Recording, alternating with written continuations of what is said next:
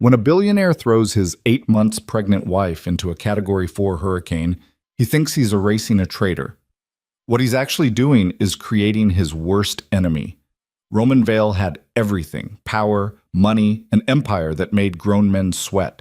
Then one forged document convinced him to destroy the only person who ever loved him. He locked Serena outside during the storm of the century while his mistress warmed his bed. He thought she died screaming his name in the mud. She didn't die. She evolved. If you want to see a betrayed woman become absolutely untouchable, stay until the end.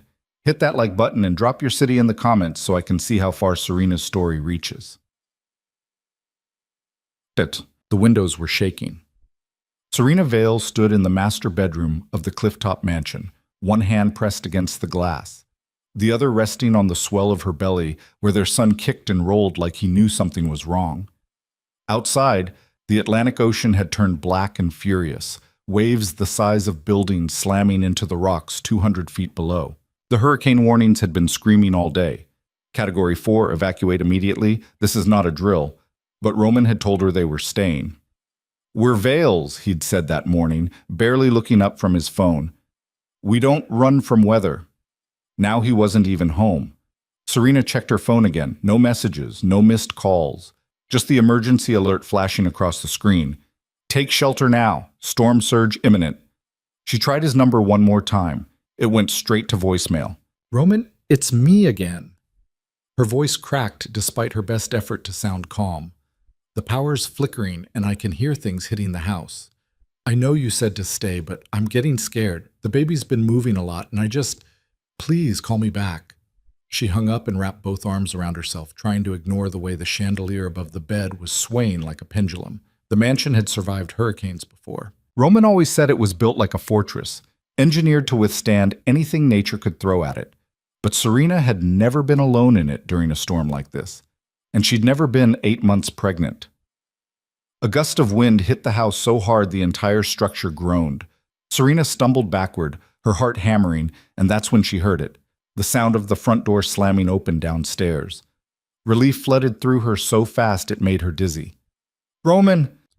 She moved as quickly as her body would allow, one hand on the banister, the other supporting her belly as she made her way down the curved staircase. The lights flickered. Thunder cracked so loud it felt like the sky was splitting open. Roman, thank God you're... She stopped halfway down the stairs. Roman was standing in the foyer, soaked through, his dark hair plastered to his forehead, water dripping onto the marble floor. But he wasn't alone. Vanessa Crowe stood beside him. Serena's breath caught. Vanessa worked for Roman, or at least that's what Serena had been told. Executive assistant, right hand, the woman who handled the things Roman didn't have time for. She was beautiful in that sharp, calculated way, all sleek black hair and red lipstick, the kind of woman who wore designer heels in a hurricane and somehow made it look intentional. What's going on? Serena's voice came out smaller than she wanted. Why is she here? Roman didn't answer. He was staring at her with an expression she'd never seen before, cold, hard, empty. Like he was looking at a stranger. Like he was looking at an enemy. Roman? Tell me something, Serena. His voice was quiet, but it cut through the storm noise like a blade. Did you really think I wouldn't find out? Serena's stomach dropped. Find out what? Vanessa stepped forward, pulling a manila envelope from her bag. She didn't say anything, just held it out like an offering. Roman took it without looking away from Serena. I trusted you. He opened the envelope and pulled out a stack of papers. I gave you everything. This house, my name, access to my entire life. And you sold me out. What are you talking about? Serena's legs felt weak. She gripped the banister tighter. Roman, I don't understand. These are bank transfers, Serena. Offshore accounts. Encrypted emails. He threw the papers at her feet. They scattered across the stairs, some of them sliding down to the foyer. You've been feeding information to my competitors for 6 months. Names, contracts, trade secrets. Everything I've built, you've been handing over piece by piece. The room tilted. That's insane, Serena's voice broke. I don't even know what half your business deals are. Roman, please, you have to believe me. I have the evidence right here. Then it's fake. Someone's setting me up. Stop lying to me. Roman's voice exploded through the foyer, louder than the thunder. I have your signature on the account, your email address on the messages, your fingerprints all over the betrayal. Serena felt tears burning her eyes. I didn't do this. I swear on our son's life, I didn't. Don't. Roman's face twisted. Don't you dare use him. Not after what you've done. What I've done? Serena's voice climbed, desperation clawing at her throat. Roman, I'm your wife. I'm carrying your child. Why would I destroy the father of my baby? I don't know, Serena. You tell me. He took a step toward her. Maybe you never loved me. Maybe this was always the plan. Maybe you're just that good at pretending. No. Serena shook her head, tears spilling down her cheeks. No, no, no. This is wrong. Roman, please. I want you out. The words hit her like a physical blow. What? Out of my house, out of my life. Roman's jaw was set, his eyes empty. I don't care where you go. I don't care what happens to you. You're done. Roman, it's a Category 4 hurricane. Serena's voice cracked into something raw and animal. You can't. The evacuation window closed hours ago. There's nowhere to go. You should have thought about that before you stabbed me in the back. Serena's legs nearly gave out. She sank down onto the step behind her, both hands pressed against her belly, where the baby was kicking hard now, like he could feel her panic. Please. The word came out broken. Please, Roman, I'm begging you. I didn't do this. I love you. I've only ever loved you. Just let me stay until the storm passes. Please. For the baby. For our son. Something flickered across Roman's face, something that might have been doubt, or pain, or the ghost of the man she'd married. Then Vanessa touched his arm. It was barely anything, just her hand on his sleeve, her fingers curling against the wet fabric. But it was enough. Roman's expression went cold again. Get up. Roman? Get up. Serena tried to stand, but her legs wouldn't cooperate. Roman closed the distance between them in 3 long strides, grabbed her arm, and hauled her to her feet. She cried out, from shock, from fear, from the sharp pain in her side as the baby kicked against her ribs. Let go of me. You want it out? Roman dragged her down the stairs, his grip iron tight around her wrist. I'll help you out. Stop. Please, you're hurting me. He didn't stop. He pulled her across the foyer, through the hallway, toward the back of the house, where the glass doors led to the terrace. The doors that overlooked the cliff. The doors that faced the full force of the Atlantic in the middle of a Category 4. Roman, no! Serena twisted in his grip, trying to pull free, but he was too strong, and she was too pregnant, and her body wasn't built for fighting anymore. Please, think about what you're doing. He shoved the glass door open. The wind exploded into the house like a living thing, screaming, clawing, ripping at everything in its path. Rain slashed sideways. The ocean roared below, invisible in the darkness, nothing but sound and fury. Roman, please! Serena's voice was lost in the storm. I'm carrying your son, our son. Please don't do this. For one heartbeat, Roman hesitated. Serena saw it in his eyes.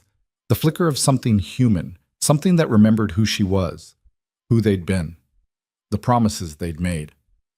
Then Vanessa appeared in the doorway behind them, her silhouette backlit by the flickering chandelier, and whatever humanity had been left in Roman's face disappeared. He let go of Serena's wrist, and he pushed. Serena stumbled backward onto the terrace, her wet shoes sliding on the slick stone. She caught herself against the railing, gasping, her hair whipping across her face. Roman! She reached for him, her hand outstretched, pleading, Don't leave me out here, please! I'll die out here! The baby will die! You made your choice, Serena. He stepped back inside. Roman, no! No! The glass door slid shut. Serena threw herself against it, pounding on the glass with both fists. She could see him through the rain-streaked surface. Her husband, the father of her child, the man she'd loved for 5 years, standing there with Vanessa beside him, watching her like she was nothing. Please, I'm begging you, let me in, Roman! He turned away. Vanessa smiled. And then they were gone, disappearing into the depths of the mansion, leaving Serena alone on the terrace, while the hurricane tore the world apart. She screamed until her throat bled. She pounded on the glass until her hands went numb. She begged and cried and promised anything, everything, if he would just open the door. But Roman didn't come back. The rain soaked through her clothes in seconds, plastering the thin fabric to her skin, the cold cutting through her like knives. The wind shoved her against the railing, then tried to pull her over it. Lightning split the sky, illuminating the churning blackness of the ocean below.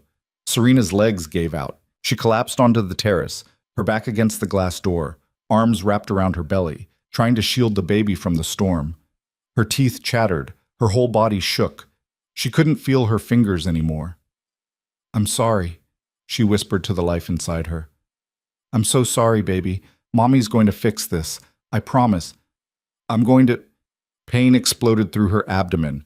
Serena gasped, doubling over, one hand pressed against her belly as the contraction seized her entire body.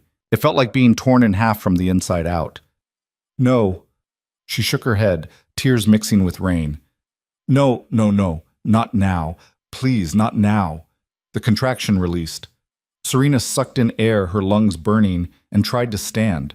Her legs wouldn't hold her. She crawled toward the edge of the terrace instead, away from the door that wouldn't open, toward the stairs that led down to the grounds. Another contraction hit before she made it 3 feet. This one was worse, longer, stronger, the kind that meant her body wasn't asking permission anymore. It was taking control whether she was ready or not. "Help!" The word came out as barely a whisper. "Somebody help me." Nobody came. Serena dragged herself down the terrace stairs on her hands and knees, each step an agony, her dress catching on the stone, tearing, leaving pieces of fabric behind like breadcrumbs in a nightmare. The rain was so heavy she couldn't see more than a few feet ahead. The wind screamed. The ocean roared. She didn't know where she was going. She just knew she couldn't stay. At the bottom of the stairs, Serena collapsed into the mud. Her vision swam. Her body shook so hard her bones rattled. The contractions were coming faster now, relentless, each one stealing more of her strength. She thought about her son.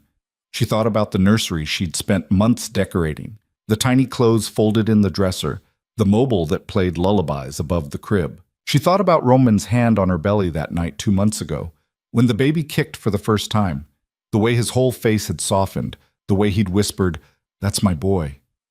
She thought about how that man didn't exist anymore, or maybe he never had.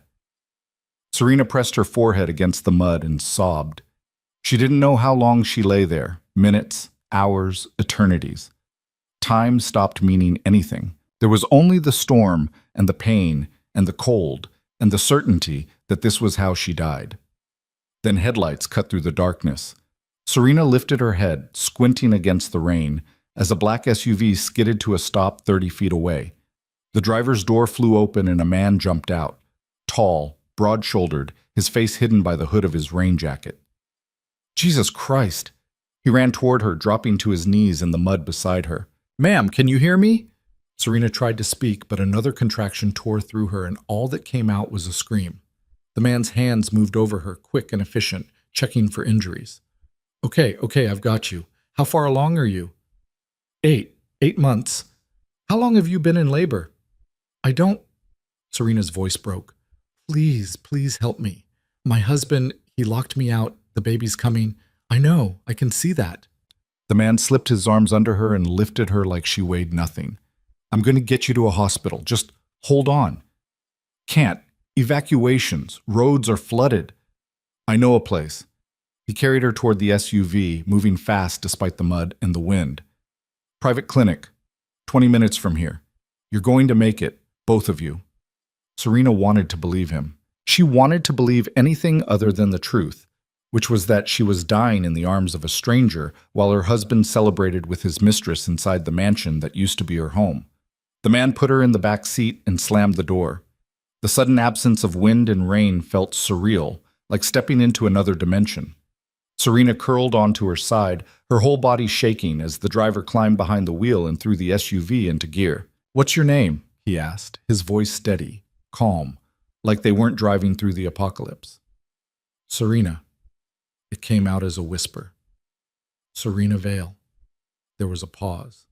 Then, "Marcus Kane, and I'm going to make sure you and your son survive this night."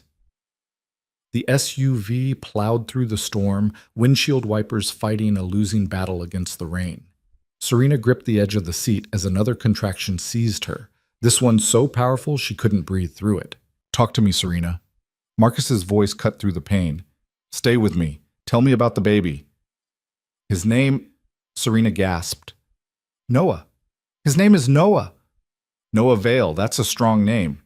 He kicks all the time like he's already trying to fight." "He's his mother's son, then."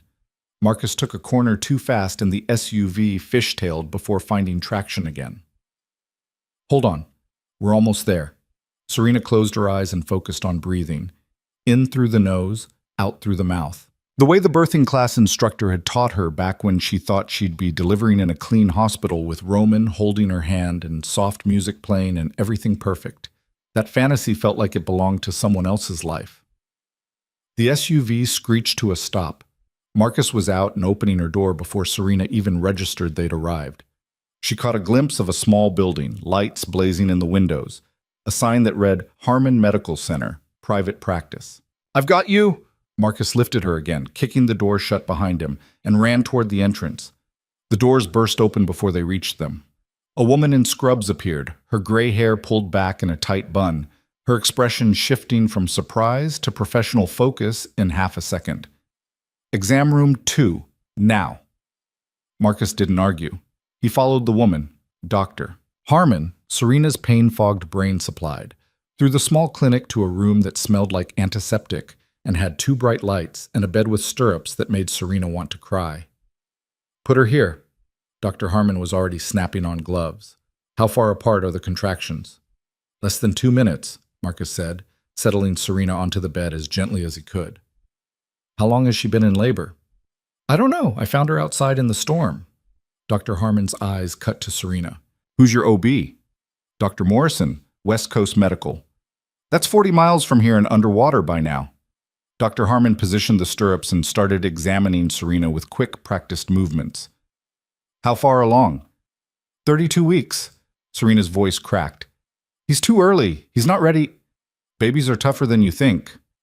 Dr. Harmon's face was calm, unreadable. "You're fully dilated. This baby's coming whether he's ready or not. Have you been pushing?" "No, Good. Don't start yet." Dr. Harmon looked up at Marcus. "I need you to get towels from the supply closet, end of the hall, and grab the infant warmer from the storage room. Move." Marcus moved. Dr. Harmon turned back to Serena, her expression softening just slightly. "Listen to me. I've delivered over 3,000 babies in my career, some of them in worse conditions than this. You're going to get through this, but I need you to focus. Can you do that?" Serena nodded, even though she wasn't sure it was true. "Good. Now breathe with me." Another contraction hit.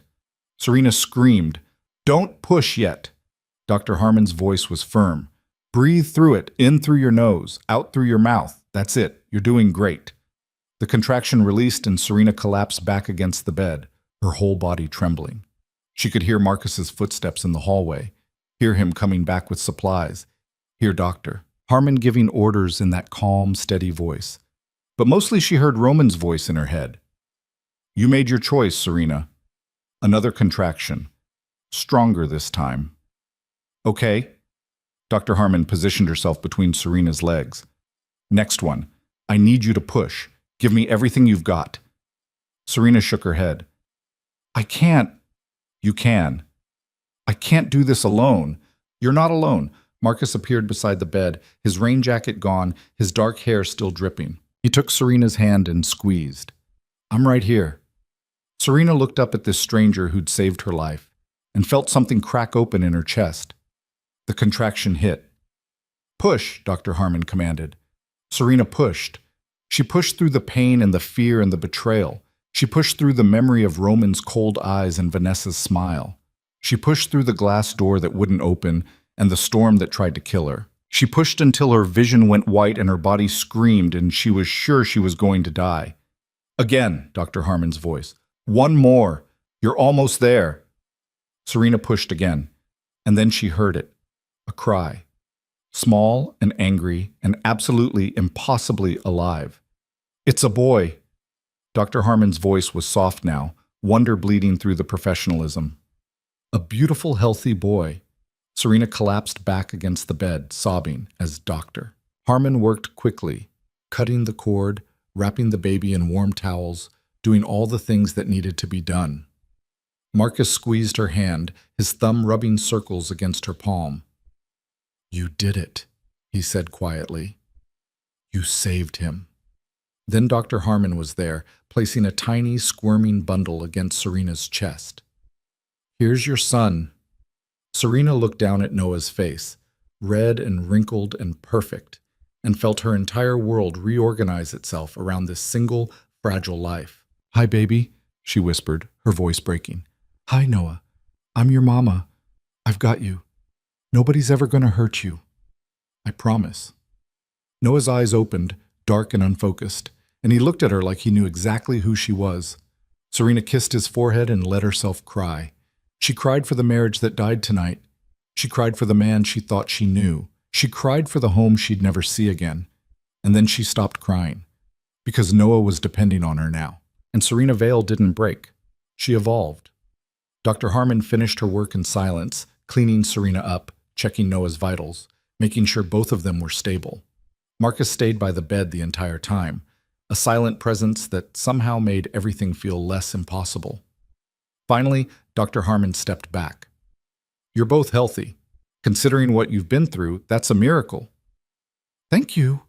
Serena's voice was hoarse. "I don't know how to—" "Don't!" Dr. Harmon held up a hand. "I've been a doctor for 40 years. I know what found in a storm means. I know what it looks like when someone's been thrown away." Her eyes were hard. "You don't owe me thanks. You owe yourself survival." Serena held Noah closer. "Marcus filled me in on the basics while you were in labor." Dr. Harmon pulled up a chair and sat down, her expression serious.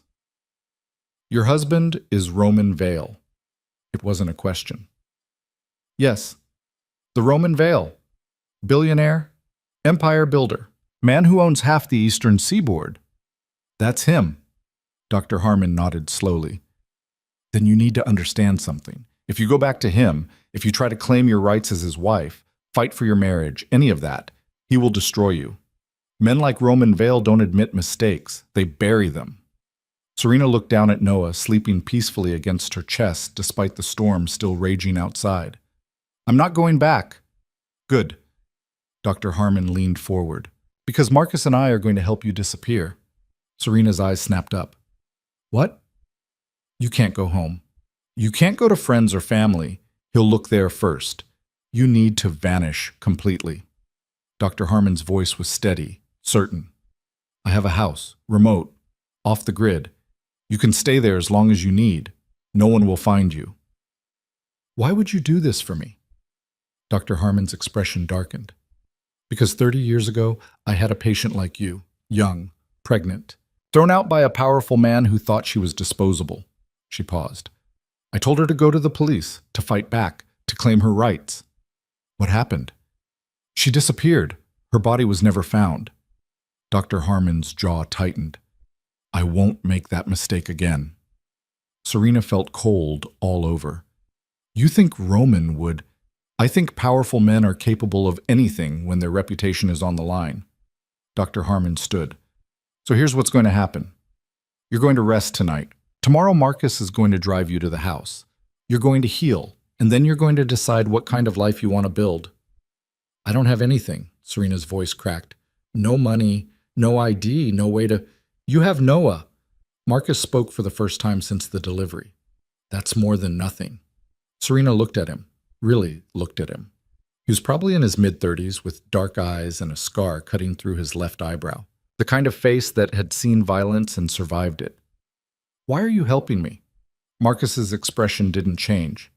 "Because I know what it's like to be thrown away by someone who was supposed to protect you." He didn't elaborate. He didn't need to. "Get some rest," Dr. Harmon said, heading for the door. "Morning's going to come whether you're ready or not." She left. Marcus lingered for a moment longer. "If you need anything—" "Wait." Serena's voice stopped him. "What you said in the car, about making sure Noah and I survive, did you mean it?" Marcus met her eyes. "Every word." Then I need you to teach me something. What's that? Serena looked down at her son, then back up at the stranger who'd saved them both.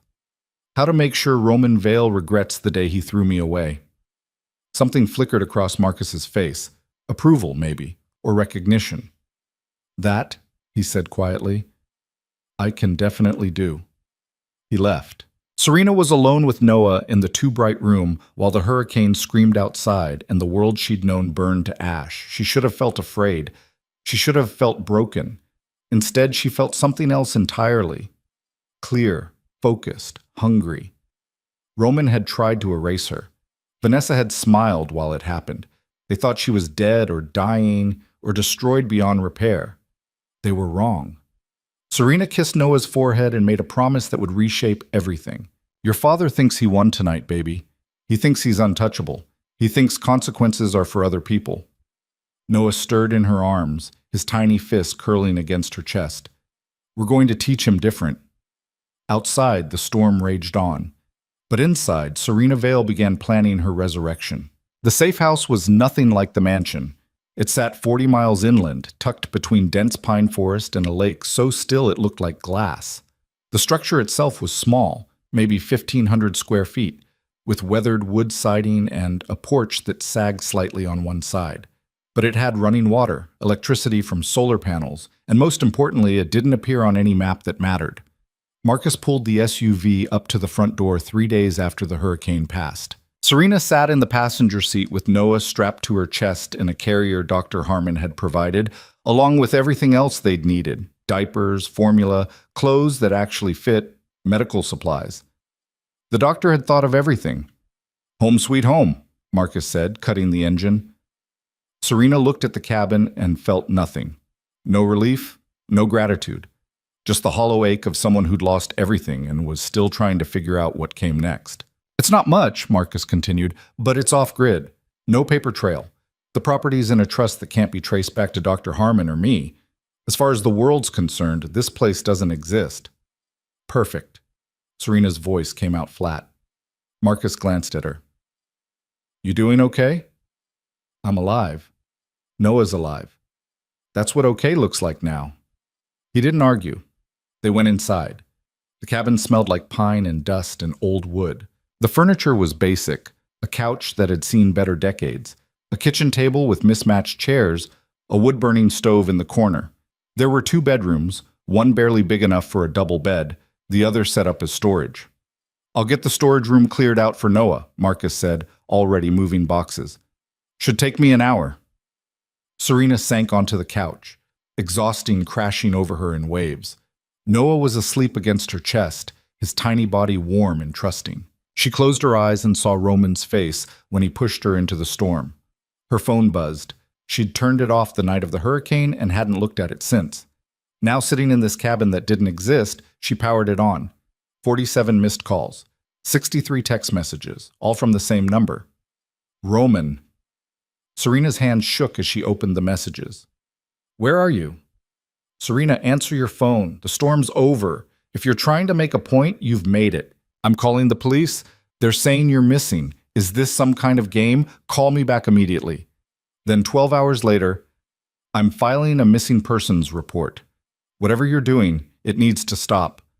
Serena scrolled through the rest. The tone shifted from demanding to concern to something that almost looked like panic. The last message had come through 6 hours ago. Serena, please. If you're alive, just send me a sign.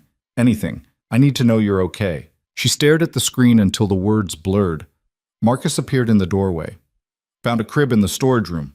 Little dusty, but it'll work once I clean it up. Serena held up her phone. He's looking for me. Of course he is. You're his wife. You disappeared during a Category 4. Marcus leaned against the doorframe. What matters is whether he's looking because he's worried or because you're a loose end. What's the difference? Worried means guilt.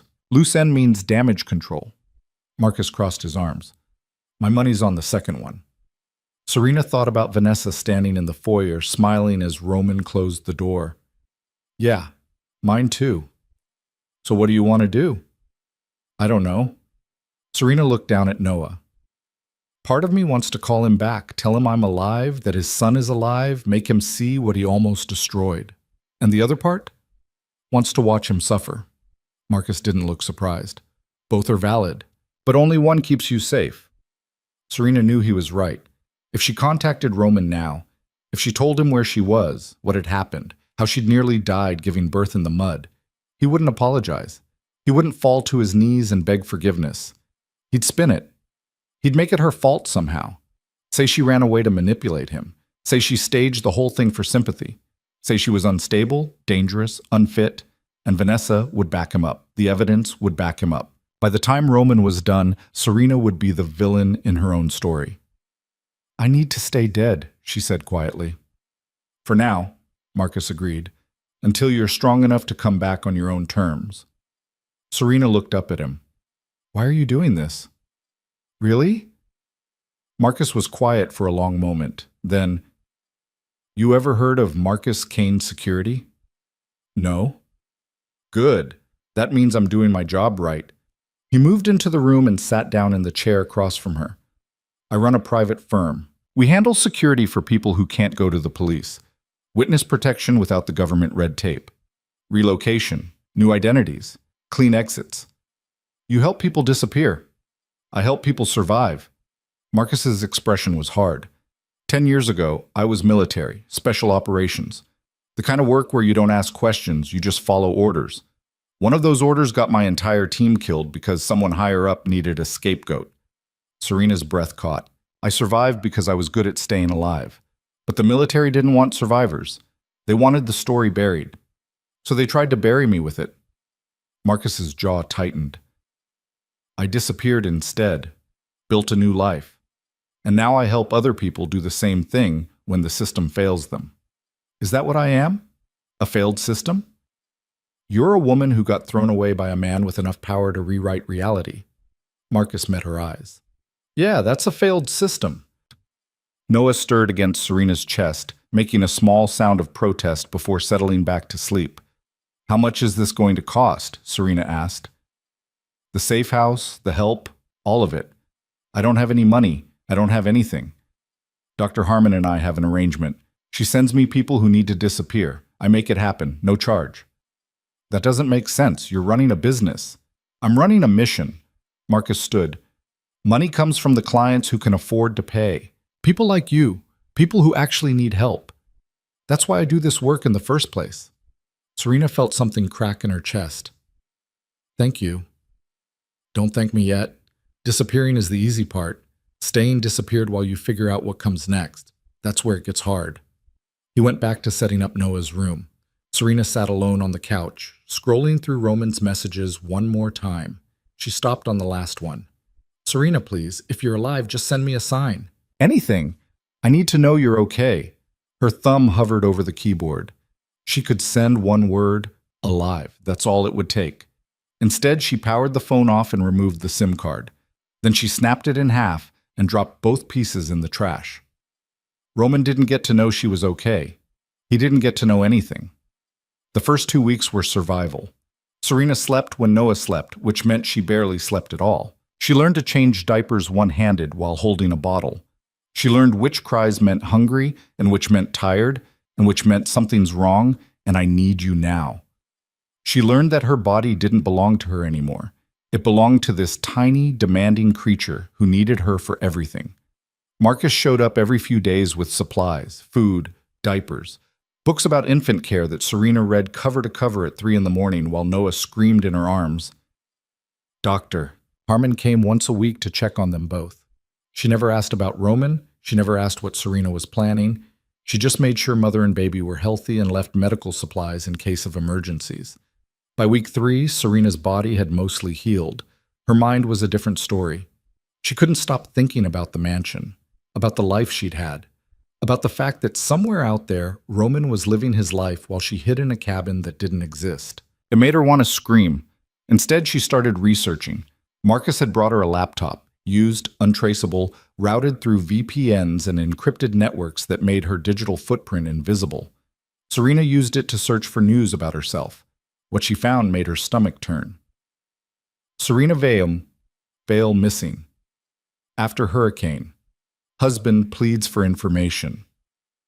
The article included a photo of Roman at a press conference, his face drawn, his eyes red like he'd been crying. Vanessa stood behind him, her hand on his shoulder in a gesture of support that made Serena want to put her fist through the screen.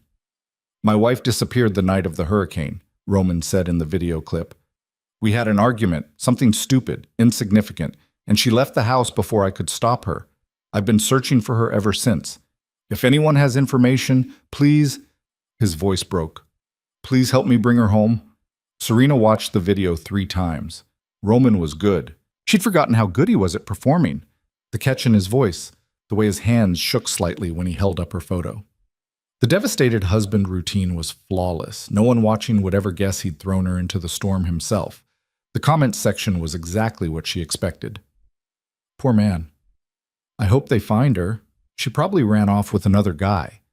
Women who abandon their families during disasters are the worst. He deserves better than someone who'd leave during a hurricane.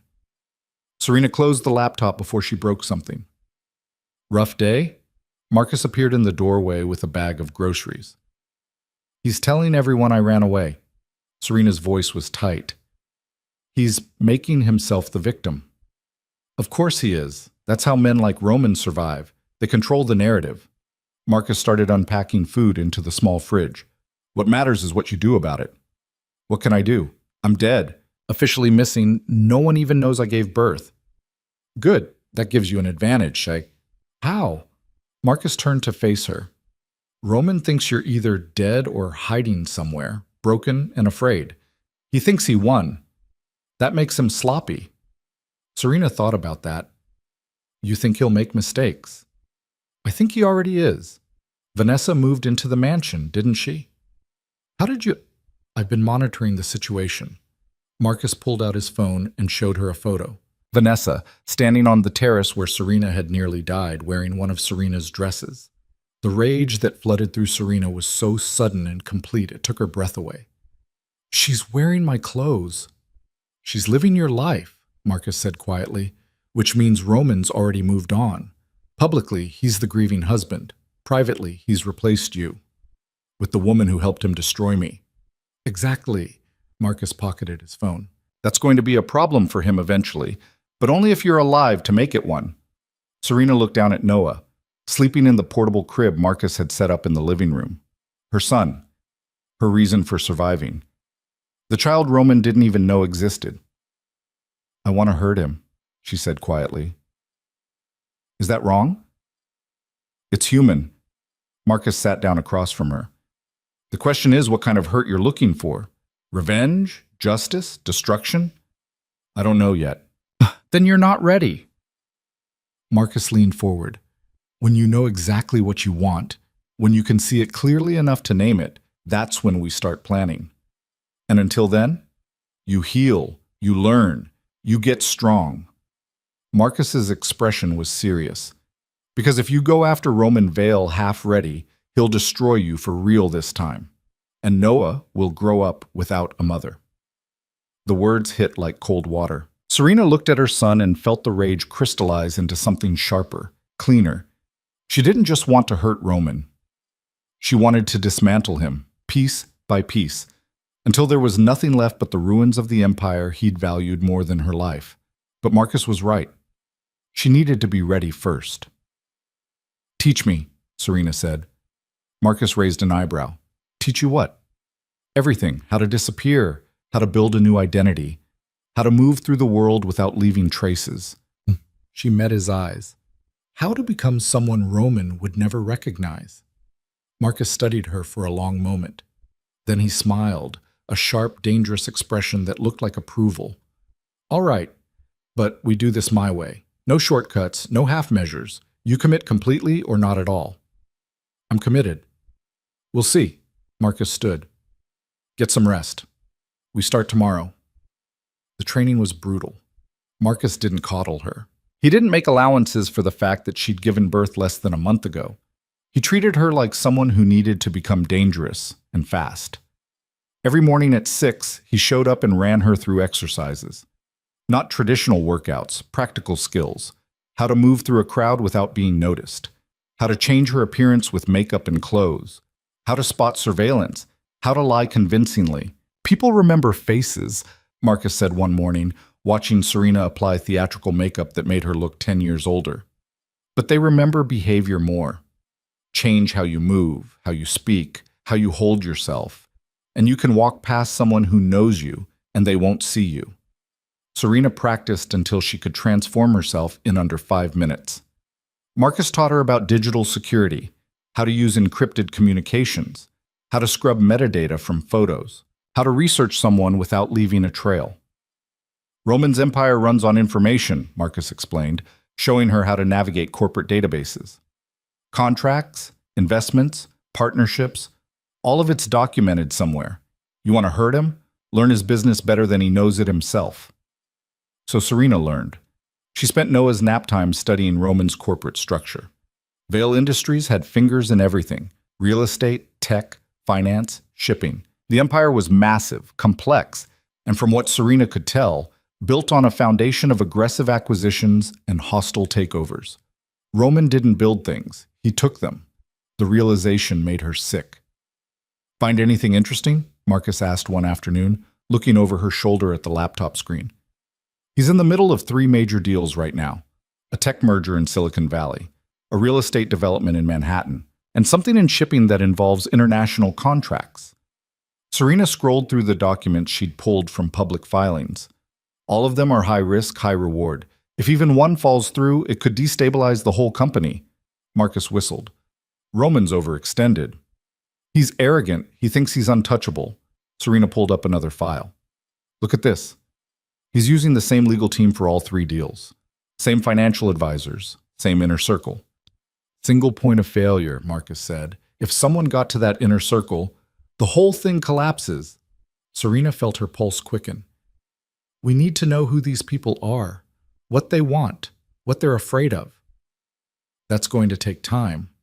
I have time. Marcus looked at her with something like respect. You're not the woman who showed up here a month ago. No, Serena agreed. I'm not. Noah started crying from the bedroom. Serena closed the laptop and went to him, lifting him from the crib and holding him against her chest. He was getting bigger already, his face filling out, his eyes focusing better, his grip stronger when he wrapped his tiny fist around her finger. Hey, baby, she murmured, rocking him gently. Mama's here. Noah stopped crying and looked up at her with Roman's eyes. The resemblance was unmistakable. The same dark brown, the same intense focus. Serena wondered if Roman would see it if he ever met his son. Then she decided he didn't deserve to find out. By month 2, Serena had a routine. She woke with Noah, fed him, changed him, played with him until he went down for his morning nap.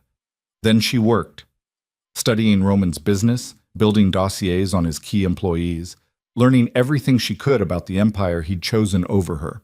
Marcus brought her books on corporate strategy, hostile takeovers, financial manipulation. Doctor. Harman brought her books on psychology, manipulation, reading people. Serena absorbed it all. In the afternoons, she practiced. Makeup, disguise, movement, voice modulation. Everything Marcus taught her about becoming invisible. In the evenings, she was just a mother. She sang to Noah, read him stories even though he was too young to understand, held him and promised him things would be better. At night, after Noah was asleep, Serena planned. She started small. Anonymous tips to journalists about Vale Industries' questionable business practices. Leaked documents that raised questions about the legality of Roman's latest acquisitions. Nothing traceable, nothing obvious, just seeds of doubt. You're playing a long game, Marcus observed one night, watching her send an encrypted email to a business reporter. Most people want immediate revenge. Immediate revenge gets you caught. Serena hit send. I want Roman to lose everything slowly. I want him to watch his empire crack and not understand why. And then? Then I want him to know it was me. Marcus nodded. Good. Anger's useful, but controlled anger is a weapon. 3 months after the hurricane, Serena finally saw the first results of her work. The tech merger fell through. It made national news. Vale Industries' Silicon Valley deal collapses amid regulatory concerns. The article cited leaked documents suggesting Vale had failed to disclose conflicts of interest during the negotiation process. Serena had leaked those documents. She watched the news coverage with Noah in her lap, feeling something cold and satisfied settle in her chest. Roman appeared on camera outside his Manhattan office, surrounded by reporters. "This is a minor setback," he said smoothly. "Vale Industries is built on a foundation strong enough to weather any challenge." But Serena could see the tension in his jaw, the flash of anger in his eyes when someone asked if the failure was connected to his missing wife. "My personal life has nothing to do with business," Roman snapped. Then he collected himself. "Serena's disappearance is a tragedy, but I'm focused on finding her, not on failed deals." Vanessa appeared beside him, her hand slipping into his. The cameras went crazy. Serena turned off the TV before she threw something at it. "He just confirmed their relationship publicly," Marcus said from the doorway. 3 months after you disappeared. He's not even pretending anymore. Which means he stopped looking for you, stopped worrying. He thinks he got away with it." Marcus came into the room. "That's good for us." "How is any of this good?" "Because now we know what he values. His reputation, his empire." "Vanessa." Marcus sat down. "Those are his pressure points. That's where we push." Serena looked down at Noah, who was chewing on his fist and drooling. "I need more than anonymous leaks. I need to actually hurt him." "Then you need to come out of hiding."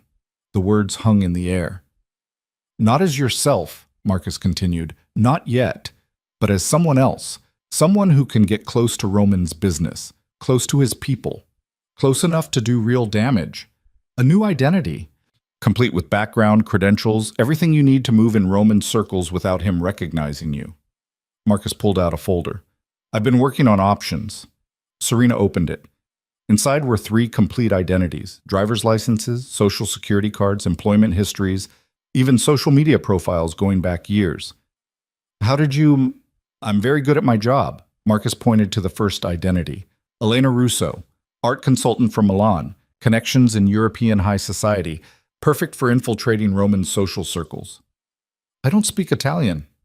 "You'd be surprised how many Italian consultants in New York don't actually speak Italian." He pointed to the second. Sarah Chen, tech investor from Singapore, background in venture capital, good for the business side. Serena looked at the third option. Victoria Blackwell, corporate strategist, MBA from Wharton, 10 years of experience in hostile takeovers and business restructuring, currently freelance, available for high-level consulting. "This one," Serena said. "You sure? It's the hardest to pull off. You'd need to actually know the business." "I've spent 3 months learning Roman's business. I know his weak points better than his own advisors do." Serena looked up at Marcus. "I can do this." Marcus studied her. "Victoria Blackwell it is. But you need to understand, once you step into this identity, you can't slip. One mistake, one moment where Roman sees Serena instead of Victoria, and everything collapses." "I won't slip." "We'll see." Marcus took the folder back. "We'll spend the next 3 months building Victoria's reputation, references, successful projects, a paper trail that stands up to scrutiny. By the time you approach anyone connected to Roman, Victoria Blackwell will be exactly who she says she is." Serena felt something shift inside her. This was real now, not just research and planning, actual action. "What about Noah?" "Dr. Harmon's agreed to watch him when you're working. She's retired now, has the time, and frankly, she's better with babies than either of us." Marcus stood. "But Serena, you need to be sure. Once you start this, there's no going back. You'll be living 2 lives, Victoria Blackwell during the day, Serena Vale at night. It's going to be exhausting. It's going to be dangerous, and if Roman ever finds out, he won't. You don't know that. I know I'd rather die trying to destroy him than spend the rest of my life hiding." Serena stood, still holding Noah. "He took everything from me. My home, my marriage, my life. He tried to kill me. He tried to kill our son." Her voice didn't shake. "I'm taking everything from him. And when he's lost it all, when he's standing in the ruins of his empire with nothing left, I'm going to tell him exactly who did it and why." Marcus smiled. "Then let's get started." The transformation took longer than Serena expected. Victoria Blackwell needed more than a fake ID. She needed a personality, a way of speaking, a set of mannerisms completely different from Serena Vale. Serena had been soft-spoken, deferential, the kind of wife who smiled through charity events and didn't ask questions about business. Victoria was sharp, confident, the kind of woman who walked into boardrooms and made men nervous. "You're slouching," Marcus said during one of their practice sessions. "Victoria doesn't slouch. She takes up space." Serena straightened, rolling her shoulders back. "Better. Now say the line again." "But the profit margins on your last 3 acquisitions suggest a pattern of overvaluation and rushed due diligence." Serena kept her voice level, professional. "If you continue at this rate, your portfolio will collapse within 18 months. "Good. But don't apologize with your body language. You're not sorry for pointing out facts." Serena practiced until she could deliver harsh truths without flinching. They worked on her appearance next. Victoria dressed in sharp suits and expensive heels. Her hair was darker, cut in a sleek bob that changed her face shape. Contact lenses turned her eyes from hazel to steel gray. When Serena looked in the mirror, she barely recognized herself. "Perfect," Marcus said. "Roman could walk past you on the street and not know." Serena hoped he was right. By month 6, Victoria Blackwell had her first clients. Small companies Marcus had connections to, businesses that needed the kind of strategic consulting Victoria supposedly specialized in. Serena threw herself into the work, using everything she'd learned over the past half year to analyze, strategize, and deliver results. She was good at it, better than good. The clients were happy. They referred her to others. Within 2 months, Victoria had a reputation as someone who could turn failing companies around or identify profitable acquisition targets. Marcus monitored Roman's business the entire time. "The real estate deal is shaky," he reported one evening. "Roman's trying to develop a property in Manhattan, but the permits are stuck in bureaucratic hell. If it falls through, he'll lose millions." "Who's handling the permits?" "Some city official named Thomas Reed, low-level bureaucrat with authority over zoning approvals." Serena made a note. "I need everything on him: family, finances, weaknesses." "Already on it." 2 weeks later, Serena had what she needed. Thomas Reed had a gambling problem, not public, not obvious, but serious enough that he was drowning in debt. Victoria Blackwell reached out through intermediaries, offered to cover Reed's debts in exchange for a small favor, slowing down the permit approval for Roman's development just enough to make the timeline impossible. Reed agreed. The permit stalled. The development fell through. Roman lost $12 million. Serena watched the news coverage with Noah sleeping against her shoulder, feeling that cold satisfaction again. "2 down," she murmured. 1 to go.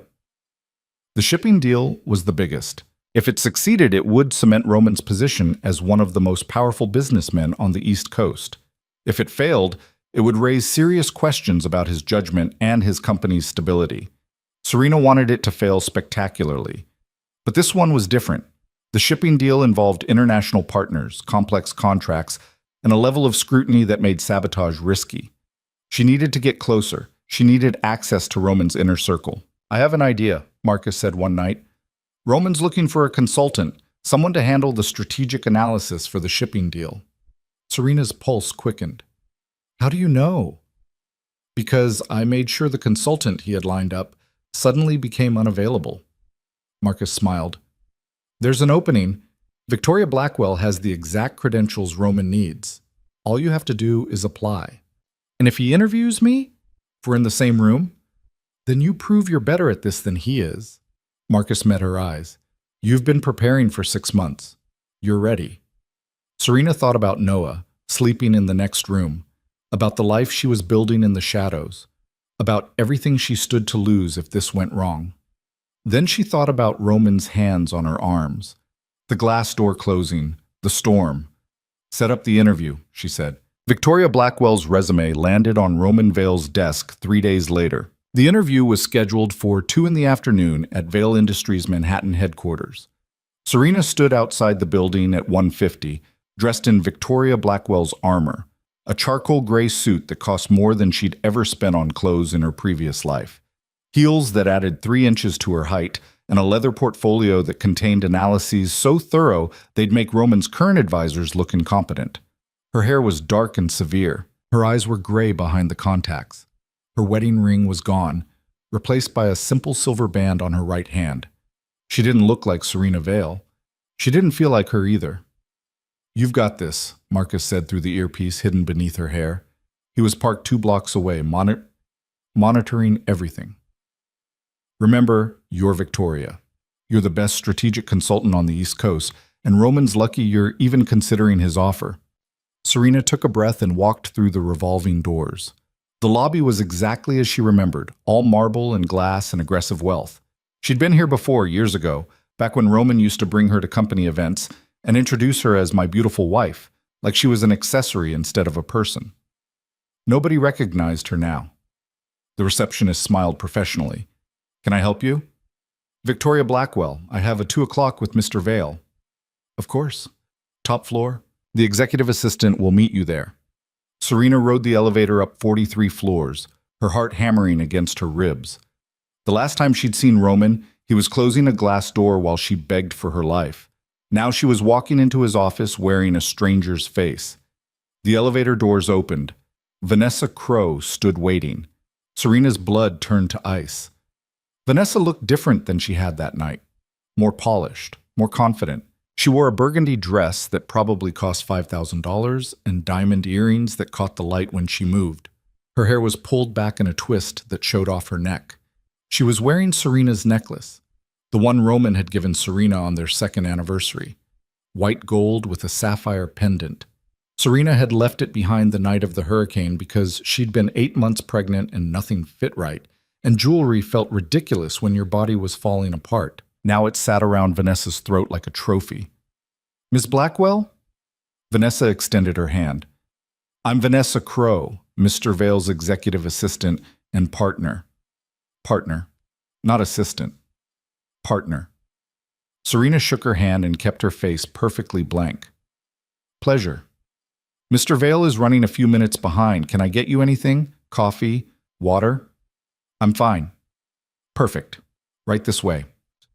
Vanessa led her down a hallway lined with photographs of Roman at various corporate events, ribbon cuttings, charity galas. In half of them, Vanessa stood beside him where Serena used to be. They'd erased her completely. Vanessa opened the door to a conference room. Mr. Vale will join you shortly. In the meantime, I'll need you to sign this NDA, standard procedure for anyone working with sensitive company information. She slid the document across the table. Serena read it carefully, looking for traps. It was legitimate, a standard non-disclosure agreement with reasonable terms. She signed it as Victoria Blackwell, her handwriting nothing like Serena's looping script. Excellent. Vanessa collected the document. I've reviewed your portfolio, Ms. Blackwell. Very impressive, though I have to say, your background is surprisingly difficult to verify. Serena's pulse spiked, but her face stayed calm. How so? You claim to have consulted for several European firms, but when we reached out, most of them were reluctant to discuss details. That's because I signed NDAs with them, too. Confidentiality is the foundation of my work. Serena met Vanessa's eyes. If that's a problem, perhaps Vale Industries isn't the right fit. She started to stand. Wait. Vanessa held up a hand. I didn't say it was a problem, just unusual. The best consultants are unusual. That's why you hire them. Serena sat back down. Is Mr. Vale concerned about my qualifications? Mr. Vale doesn't concern himself with details. That's what I'm for. Vanessa smiled, but it didn't reach her eyes. I protect his interests, all of them. The threat was barely veiled. Serena smiled back. Then we have something in common.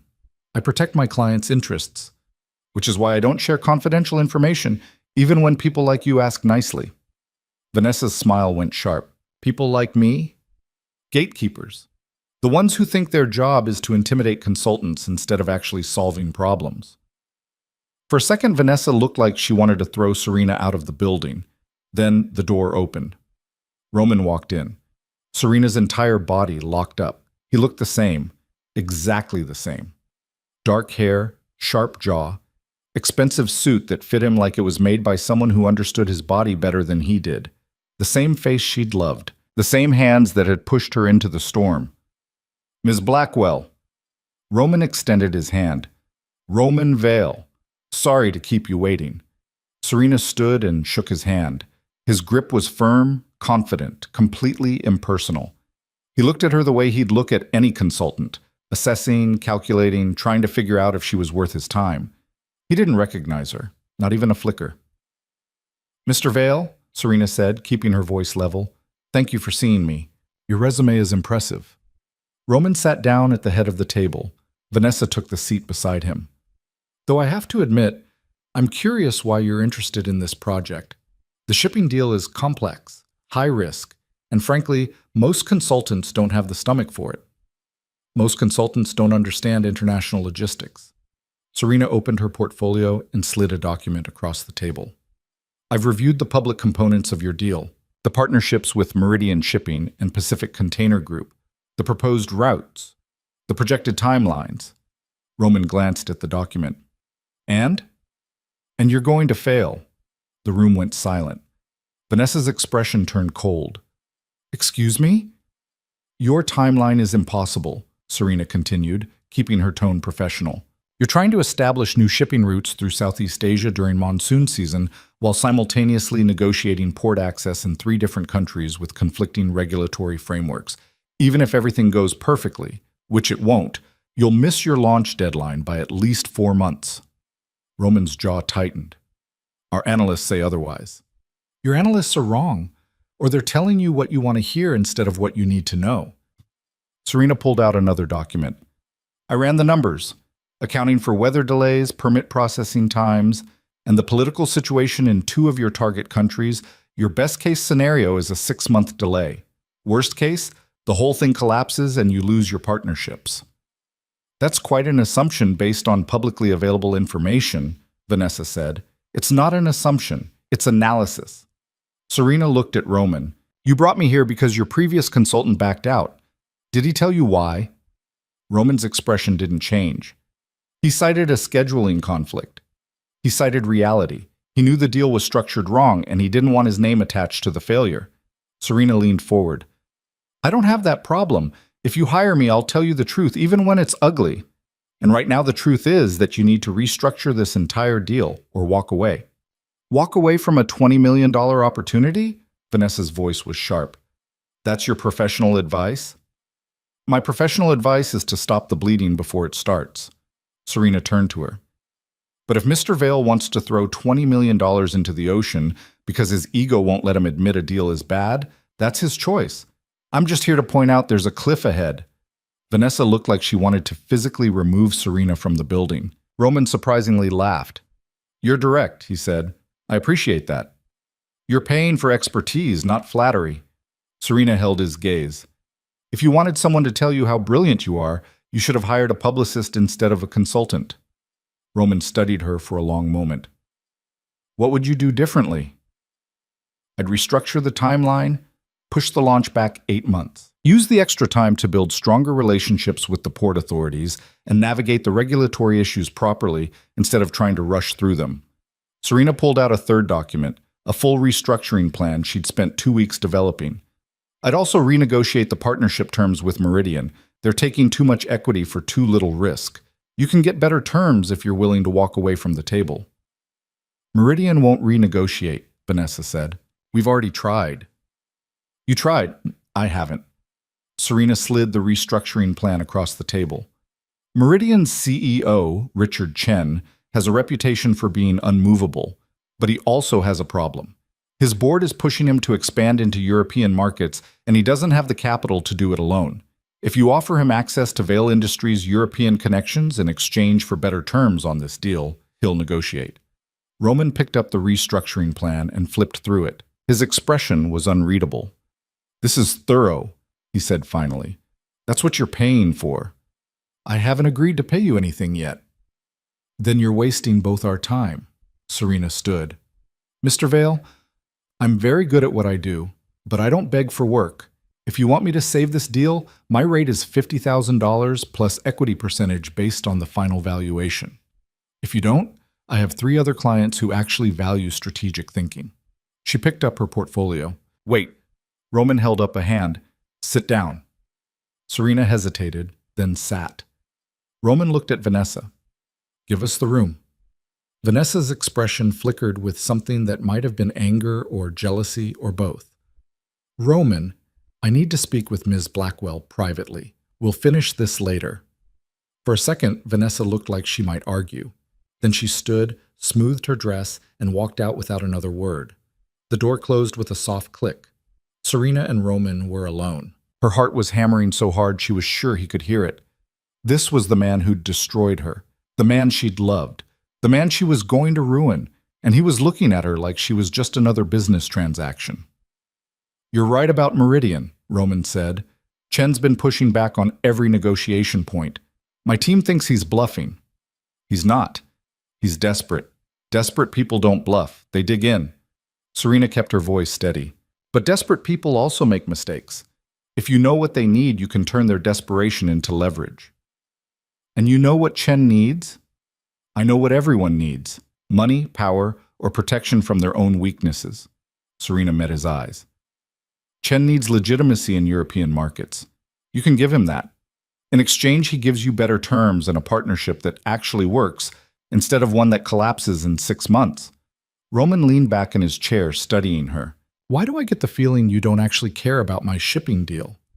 Serena's blood went cold. "What do you mean?" "You walked in here and immediately told me I was failing.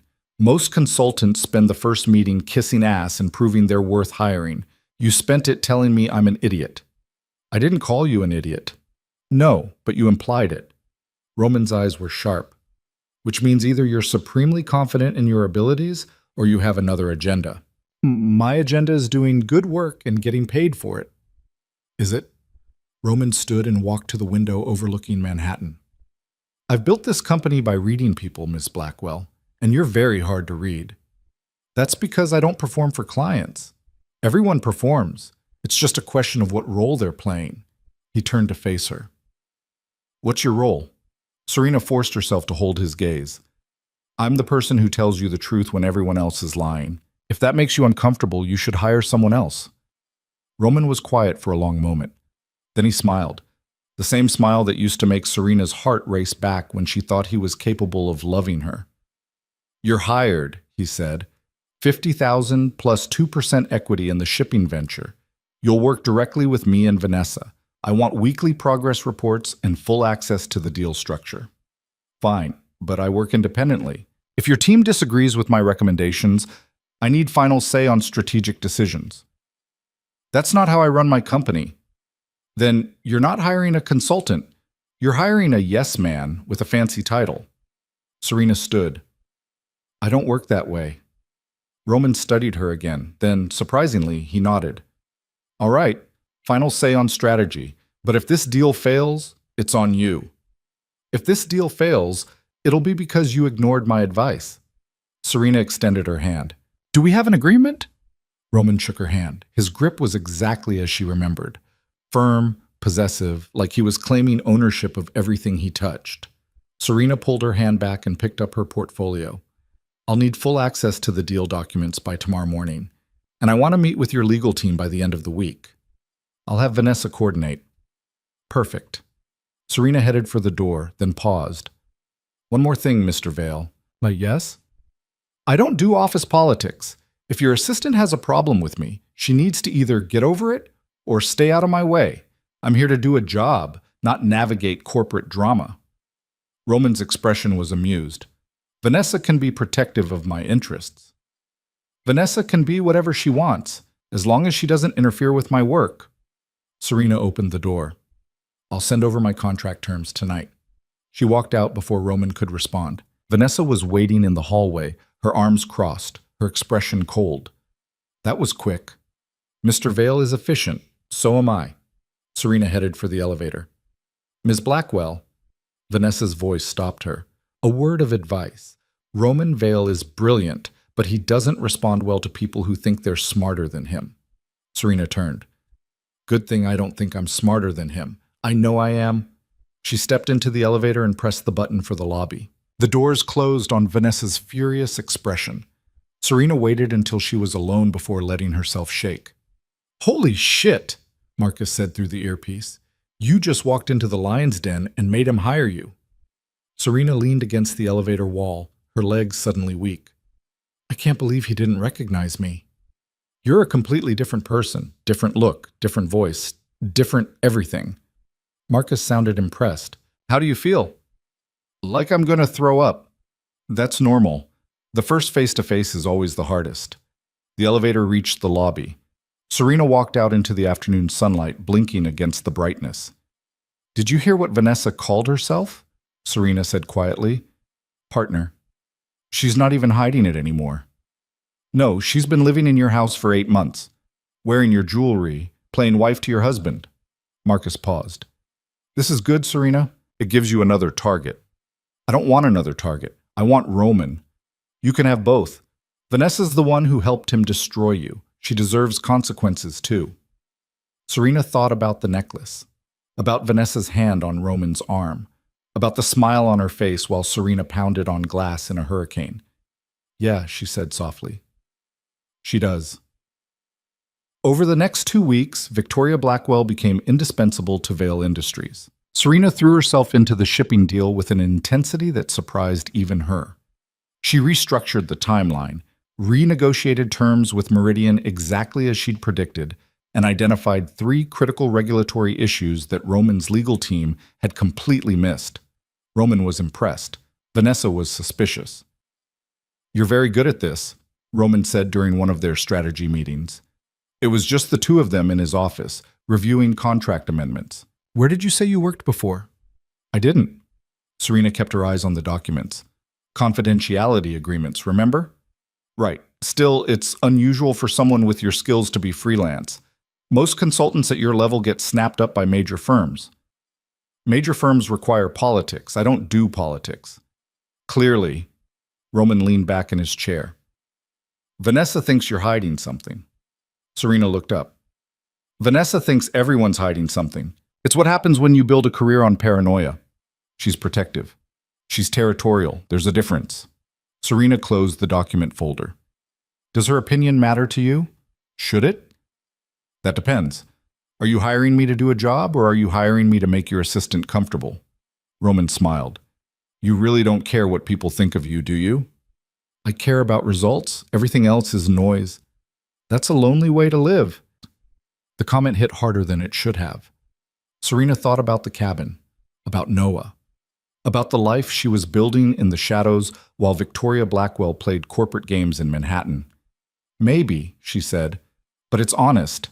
Roman studied her for a moment that stretched too long. Then he stood and poured himself a drink from the bar cart in the corner. Want one?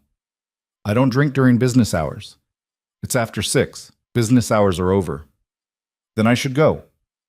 Stay. It wasn't quite a command, but it was close. I want to ask you something off the record. Serena's instinct screamed at her to leave, but Victoria Blackwell wouldn't run from a conversation.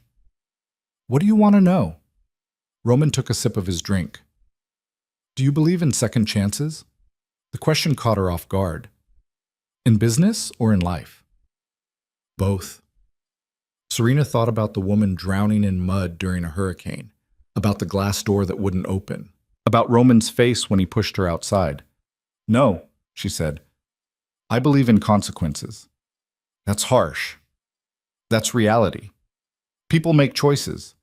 Those choices have results. Pretending otherwise is how weak people justify their mistakes. Roman's expression shifted into something darker. What if the choice was based on bad information? What if someone made a decision that destroyed everything, but they didn't know the truth? Serena's heart started racing. Are we still talking in hypotheticals? I had a wife. Roman's voice went quiet. Serena. She disappeared during the hurricane last year. Serena forced herself to breathe normally. I read about that. The news coverage was extensive. She was pregnant, 8 months. The baby would be... He stopped. Would have been born by now. You think she's dead? The police think she's dead, no body, but the storm was brutal. People died that night. Roman finished his drink. I think she ran. Oh, why would she run? Because we fought, right before she disappeared. I accused her of something terrible, betraying me, selling information to my competitors. Roman's jaw tightened. I had evidence, documents, bank accounts with her signature. I was so sure. And now? Now I'm not sure of anything. He poured another drink. 6 months after she disappeared, I found discrepancies in the evidence. Small things. Details that didn't match. When I looked closer, I realized someone had forged the documents. Serena's blood went cold. Who? I don't know, but whoever did it knew exactly how to make it look real. Roman turned to face her. What would you do, Ms. Blackwell? If you destroyed someone based on lies, and by the time you figured it out, they were gone, dead or hiding, either way unreachable. This was the moment. Serena could tell him. She could say the words, I'm Serena, I survived, your son is alive, and watch his world implode. But Victoria Blackwell wouldn't do that. Victoria Blackwell would give him exactly what he deserved. I'd live with it, Serena said. I'd accept that I made a choice based on the information I had, and that choice had consequences I can't undo. Then I'd make sure it never happened again. That's it? Just live with it? What else is there? You can't bring her back. You can't change what you did. All you can do is not make the same mistake twice. Roman looked at her like he was seeing her for the first time. You're colder than I expected. I'm realistic. You asked for my opinion. That's it. Serena stood. If you're looking for absolution, Mr. Vale, hire a therapist. I'm here to save your shipping deal, not your conscience. She walked out before he could respond. In the elevator, Serena's hand shook so badly she had to grip the railing to stay upright. You okay? Marcus's voice in her ear. He knows the evidence was forged. What? Roman. He figured it out 6 months ago. He knows someone set me up. Did he say who? No, but there's only one person who had access to create that kind of forgery. Marcus was quiet for a beat. Vanessa. Vanessa. Serena felt fury rising in her chest, hot and sharp. She didn't just help him throw me out. She manufactured the entire reason. Then we need to prove it. We will. Serena stepped out of the elevator into the lobby. But first, I'm going to make sure she knows exactly what it feels like to lose everything. That night, Serena stood in Noah's room at the cabin, watching him sleep. He was 9 months old now, starting to pull himself up on furniture, making sounds that almost resembled words. He had Roman's eyes and Serena's smile, and absolutely no idea that his father was a monster who'd tried to kill them both. Mama's going to fix this, Serena whispered. I promise. Noah stirred but didn't wake. Dr. Harmon appeared in the doorway. He's getting so big. I know, I feel like I blink and he's completely different. That's how it works. Children don't wait for us to be ready. Dr. Harmon came into the room. How are you holding up? Marcus told me about the meeting with Roman. I'm fine. That's what people say when they're not fine. Serena turned away from the crib. He didn't recognize me. I stood 3 feet away from the man I was married to for 5 years, and he looked at me like I was a stranger. That's what you wanted. I know, but it still... Serena's voice caught. It still hurts. Dr. Harmon was quiet for a moment. Then, can I tell you something I learned a long time ago? What? Revenge is easy. It's the aftermath that destroys you. I'm not looking for revenge. Yes, you are. And I understand why. But Serena, when this is over, when you've taken everything from Roman and exposed what he did, what happens then? Serena looked down at Noah. Then he pays for what he did. And we're free. Are you sure about that? Or are you going to spend the rest of your life defined by what he took from you? The question hung in the air. Serena didn't have an answer. Dr. Harmon left her alone with her thoughts. The next morning, Victoria Blackwell received an urgent call from Roman's assistant. Mr. Vale needs you in the office immediately, Vanessa said, her voice tight. There's been a development with the shipping deal. Serena arrived 30 minutes later to find Roman's office in chaos. His legal team was assembled, everyone talking over each other, papers spread across the conference table. What happened? Serena asked. Meridian pulled out. Roman's voice was flat, controlled, but Serena could see the fury in his eyes. Chen called this morning and said they're terminating the partnership effective immediately. Did he say why? He said the deal structure was too risky and they're pursuing other opportunities. But that's bullshit. Someone got to him.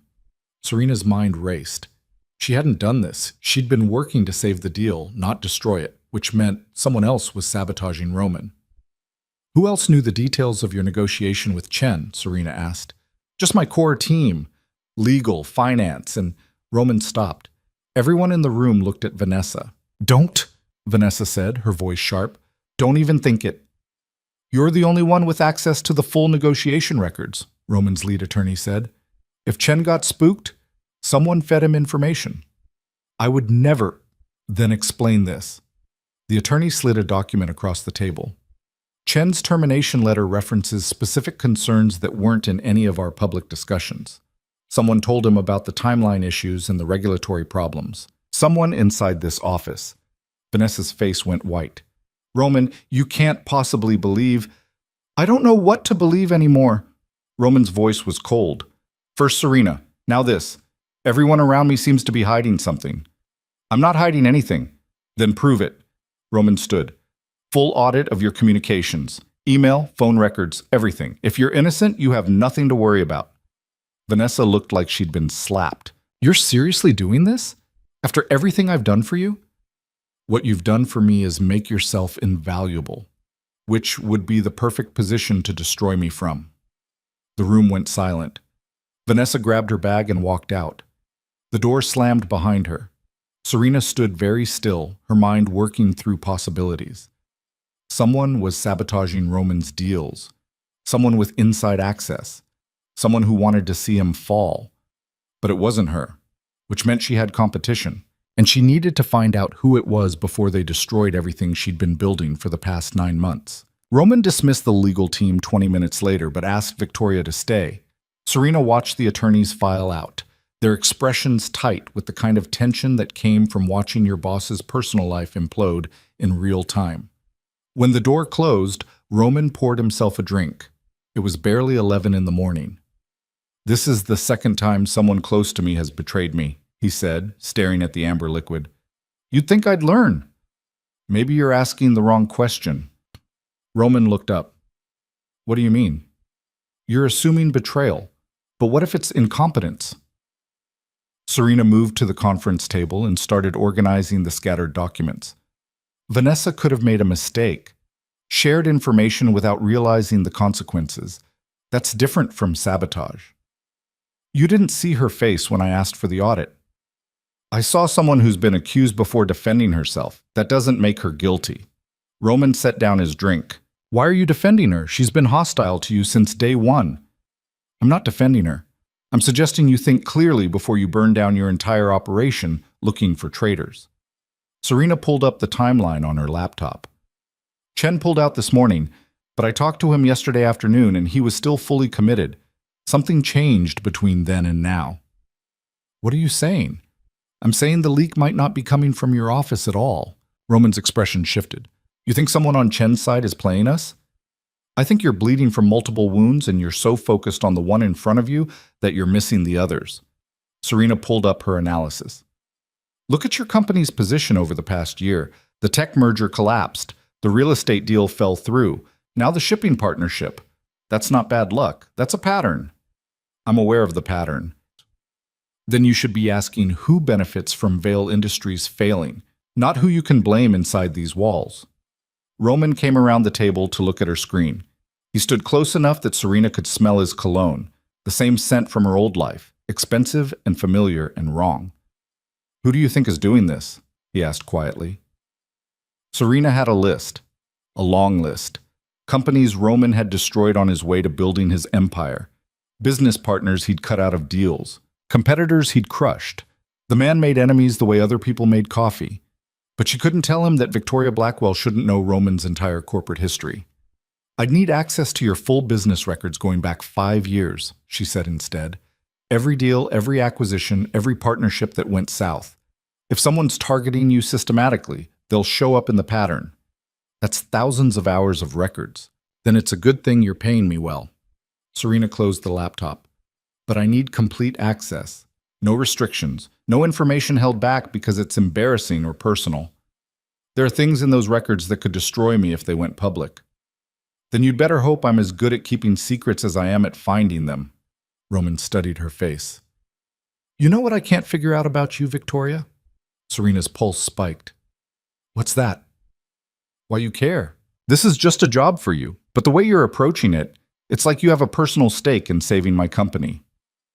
"I have a personal stake in doing good work. Your company surviving is how I prove I'm the best. Serena held his gaze. Is that a problem? No, it's refreshing. Roman stepped back. You'll have access to the archives by end of day. But Victoria, if you find something that puts me at risk, I need to know before anyone else does. You're the client. You'll know first.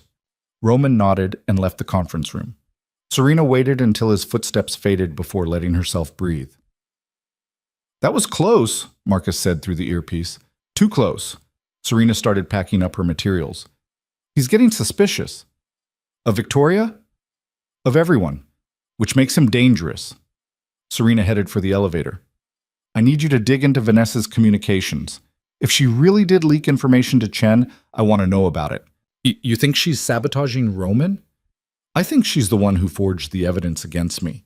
That takes planning, resources, the kind of calculating mind that doesn't just go away. Serena stepped into the elevator.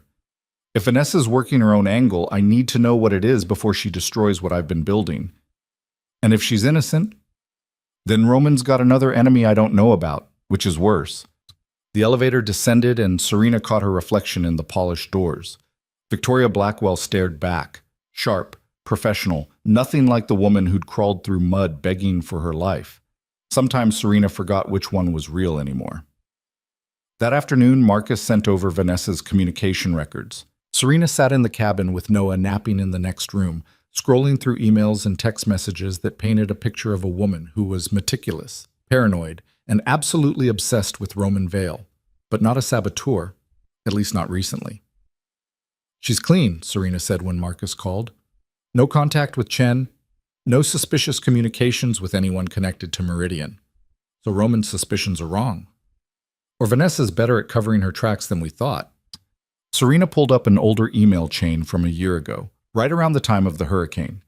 Wait, look at this. She sent the screenshot to Marcus. The email was from Vanessa to someone named David Reeves with the subject line, "Final verification needed on SV documents." Marcus was quiet for a moment. SV Serena Vale. She's asking for verification on documents that she's supposed to be checking before presenting to Roman. Serena's hands were shaking. This is it. This is proof she manufactured the evidence. It's not enough. One email with initials doesn't prove forgery. Then I need more. Serena pulled up Vanessa's file structure. If she created false documents, there'll be traces. Digital footprints. Something. Serena, you need to be careful. If you access Vanessa's personal files without authorization, I'm not accessing anything. Victoria Blackwell is conducting a corporate audit on behalf of her client, Roman Vale, who specifically requested full transparency regarding potential information leaks. Serena's voice was cold. If I happen to find evidence of criminal activity, that's just good consulting. She spent the next 4 hours digging through Vanessa's digital history. What she found was damning. Vanessa had created an entire folder structure labeled Project Clearing, with subfolders for bank accounts, email forgeries, and timeline documentation. Everything she'd needed to frame Serena was there, meticulously organized and backed up to 3 separate cloud services. The woman was either supremely confident or supremely stupid. Serena was betting on confident. She downloaded everything, encrypted the files, and sent them to a secure server Marcus maintained for exactly this kind of evidence. I've got her, Serena said. Complete documentation of the forgery, dates, methods, everything. What are you going to do with it? Good question. Serena could give it to Roman right now. Watch him realize that Vanessa had destroyed his marriage, drove away his wife, and indirectly caused the loss of his child. Watch him turn on her the way he'd turned on Serena. But that would mean revealing that Victoria Blackwell had access to information she shouldn't have. It would raise questions about how thoroughly she'd investigated and why. It would make Roman suspicious. I'm going to wait, Serena said finally. Let this play out. If Vanessa really is sabotaging the shipping deal, she'll make another move. When she does, I'll have everything I need to destroy her completely. And if she's not involved in the current sabotage, then someone else is doing my job for me. Serena closed the laptop. Either way, Vanessa's days are numbered. Noah started crying from the bedroom. Serena ended the call and went to her son, lifting him from the crib and holding him close. He was teething, miserable, His whole world reduced to pain he didn't understand. She knew the feeling. "It's okay, baby," she murmured, rocking him. "Mama's got you." Noah buried his face against her shoulder and cried harder. Serena carried him to the kitchen and prepared a bottle, balancing him on her hip while she worked. This was her real life. Not the corporate espionage, not the carefully constructed lies, just her and Noah, surviving. Everything else was just noise. The next morning, Roman called an emergency meeting. Serena arrived to find not just the legal team, but Roman's entire board of directors assembled in the largest conference room. Vanessa sat at the far end of the table, her expression carefully blank. "We have a situation," Roman said without preamble. "Someone leaked our acquisition strategy for the Portland shipping terminal to the press. The story broke an hour ago." He threw a newspaper onto the table. The headline read, "Vale Industries' Aggressive Expansion Tactics Under Fire. Internal documents reveal questionable practices." Serena picked up the paper and skimmed the article. It detailed Roman's plans to acquire the Portland terminal through a series of shell companies and backroom deals that skirted federal regulations. Everything in the article was accurate, which meant the leak came from someone with deep access to Roman's strategic planning. "This is a disaster," one of the board members said. "The SEC is going to investigate. We'll be lucky if we don't face criminal charges." "We're not facing anything," Roman said, his voice tight. "Because we're going to find who leaked this information, and we're going to make sure they never work in this industry again." "The leak came from inside this room," Vanessa said quietly. "Only 12 people had access to the Portland strategy documents." Everyone looked at each other. The paranoia was thick enough to cut. "I want a full investigation," Roman continued. "Email records, phone logs, security footage, everything. Whoever did this is going to pay." Serena raised her hand. "Before we start a witch hunt, can I ask a question?" Roman nodded. "Who benefits from this leak?" "Not personally, strategically. Who gains from Vale Industries being under federal investigation?" "Our competitors," someone said. "Specifically?" Serena pressed. Roman's jaw tightened. Titan Maritime. They've been trying to acquire the Portland terminal for 2 years. If we're blocked by federal investigation, they can swoop in and take it. "Then that's where you look first." Serena pulled up her laptop. "The leak might not be coming from inside this room. It could be someone in your outer circle who's being paid by Titan to feed them information. You think we have a spy? I think you have someone who's decided their financial future is better served by your competitors than by you." Serena started pulling up personnel records. "How many people have access to your schedule, your calendar, your travel plans?" "Maybe 20. How many of them have financial problems? Gambling debts, expensive divorces, medical bills?" The room went quiet. "Start there," Serena said, "because whoever's doing this didn't wake up one morning and decide to destroy you. They were recruited, probably paid, and people who take money leave trails." Roman looked at her with something that might have been respect. "You've done this before. I've cleaned up enough corporate disasters to know the patterns." Serena closed her laptop. "Run a financial background check on everyone with strategic access. Cross-reference it with any contact they've had with Titan or their subsidiaries. If there's a mole, they'll show up. And if they don't, then you've got a bigger problem than a mole. You've got someone smart enough to cover their tracks professionally." Serena stood. "But let's start with the obvious answer before we assume conspiracy." The meeting dissolved into smaller groups, people pulling out phones and laptops, starting the investigation Serena had outlined. Vanessa caught her in the hallway. "That was convenient," she said, her voice low. "What was?"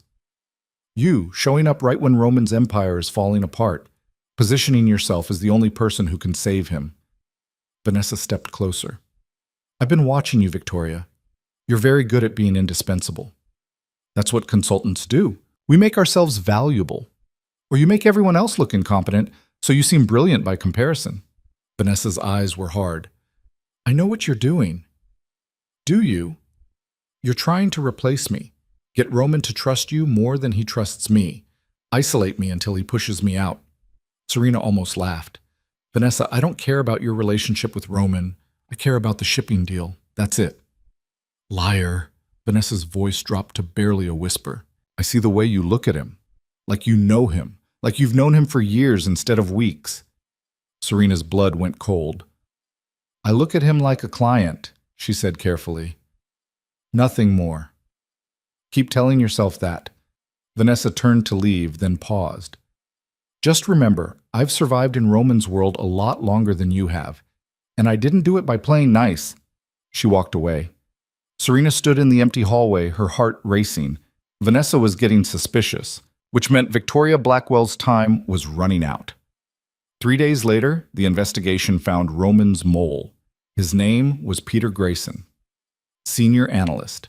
Access to all strategic documents. And according to the financial records, he deposited $30,000 into his account 2 weeks before the Portland leak. Roman fired him immediately and turned the evidence over to the FBI. But the damage was done.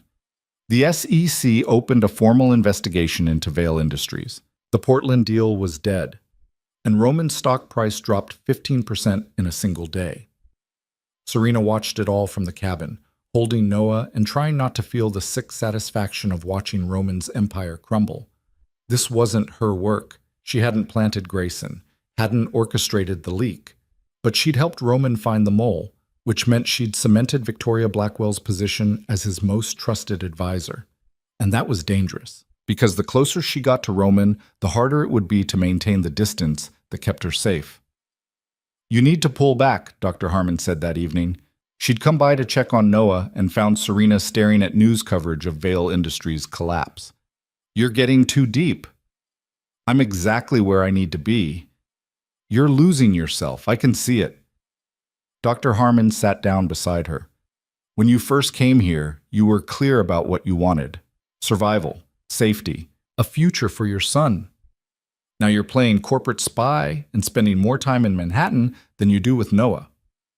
Noah is fine.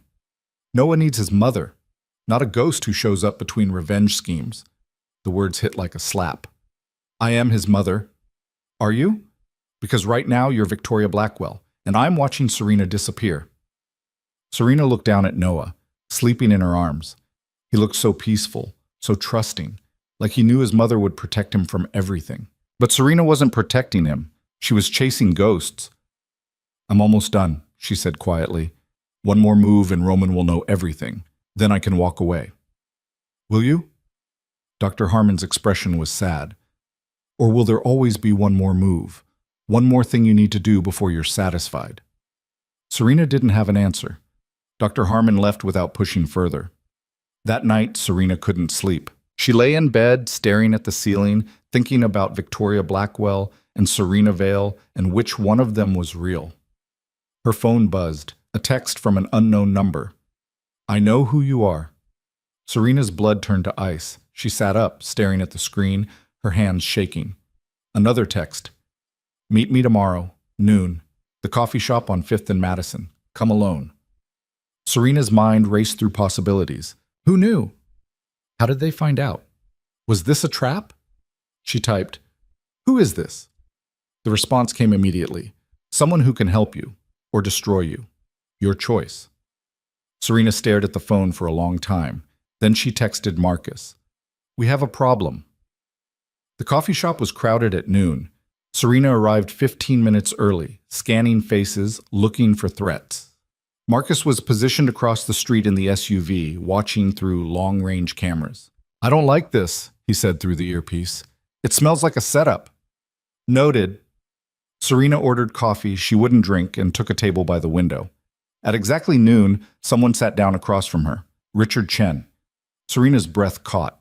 Chen was in his 50s, gray hair, expensive suit, the kind of man who looked like money because he had so much of it that nothing else mattered. He was the CEO of Meridian Shipping, the partner who'd pulled out of Roman's deal. Ms. Blackwell, he said, smiling. Or should I call you Mrs. Vail? Serena's world tilted.